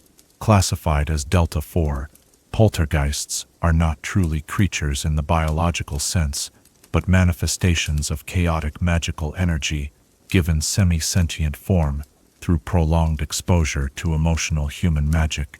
They cannot be killed in conventional terms, as they were never truly alive, yet they can cause significant disruption and occasional physical harm through their ability to manipulate physical objects without a corporeal form of their own. The final category, Epsilon, includes creatures whose darkness stems from magical corruption or alteration of natural beings. Many of these were originally ordinary magical creatures that have been twisted through exposure to dark magic, creating beings that exist as perversions of their original forms. The quintessential example is the Chimera, classified as Epsilon 2, a magically created hybrid combining elements of lion, goat, and dragon into a single ferocious entity whose very existence violates natural magical law. Acromantulas, while not created through dark magic, fall into the Epsilon 3 subcategory due to their unnatural intelligence and carnivorous hunger for human flesh. Originally native to distant rainforests, their spread to other environments represents a magical contamination that disrupts local ecosystems and magical balances. Their classification acknowledges both their physical danger and the magical instability they introduce into environments not adapted to their presence. Beyond these 5 primary categories, the Ministry classification includes special designations for entities that defy standard categorization. The Omega designation, rarely applied and heavily restricted in its documentation, references beings whose very existence represents an existential threat to the fabric of magical reality. Historical records suggest this classification has been applied only 3 times since the system's creation, with all documentation regarding these entities restricted to the highest levels of the Department of Mysteries. The classification system also addresses the complex issue of intelligent dark beings versus non-sentient dark creatures, since the being-beast distinction established by Minister Grogan Stump in 1811. The magical community has recognized that moral agency and intelligence create special ethical considerations in the regulation of magical entities. For dark beings capable of understanding and potentially choosing to limit their harmful actions, vampires being the prime example, regulations focus on behavior rather than mere existence, establishing boundaries within which these individuals can coexist with wizarding society. This approach contrasts sharply with the treatment of non-sentient dark creatures like Dementors, for whom containment and control represent the only viable management strategies. The ethical complexities of this distinction became particularly apparent during both Wizarding Wars, when the Ministry made the controversial decision to employ Dementors as guards at Azkaban, and later as weapons against Voldemort's opponents. These policies highlighted the danger of treating even non-sentient dark creatures as tools, rather than as inherently dangerous magical forces requiring constant vigilance. The practical application of the classification system manifests in the specific containment and management protocols developed for each category of dark creature. Alpha-class beings typically fall under the jurisdiction of the Department of Mysteries rather than standard magical creature regulation, reflecting the fundamental magical concerns they represent. Beta-class creatures, due to their transmissible nature, are subject to extensive tracking and monitoring through the Werewolf Registry and similar programs, focusing on preventing the spread of their condition while respecting the rights of affected individuals. Gamma and Delta-class creatures typically require specialized knowledge rather than brute force to manage effectively. The training of Aurors and other magical law enforcement personnel includes extensive education on recognizing and countering the psychological effects of Gamma-class beings, while containment of Delta-class creatures often involves complex dimensional barriers rather than physical restraints. Epsilon-class beings, representing unnatural magical combinations, fall under strict breeding and transportation regulations designed to prevent their further spread or development. Research into dark creatures represents another area where classification directly impacts magical practice. Studies involving alpha and delta class beings require special licenses from both the Department for the Regulation and Control of Magical Creatures and the Department of Mysteries, with multiple safety protocols and ethical reviews before approval. Research on beta-class creatures focuses heavily on cure or management of their conditions, with significant advances made in recent decades, most notably the Wolfsbane potion, which represents the most significant improvement in werewolf management since the condition was first documented. The historical evolution of dark creature classification reflects changing attitudes within the wizarding community toward the nature of darkness itself. Early classifications often conflated darkness with evil, assuming malevolent intent behind dangerous magical properties. Modern approaches, influenced by magizoological research and greater understanding of magical theory, recognize that many dark creatures simply exist according to their nature without moral dimension. The Strahls, once feared and classified as dark creatures, are now understood as neutral magical beings whose association with death is observational rather than causal.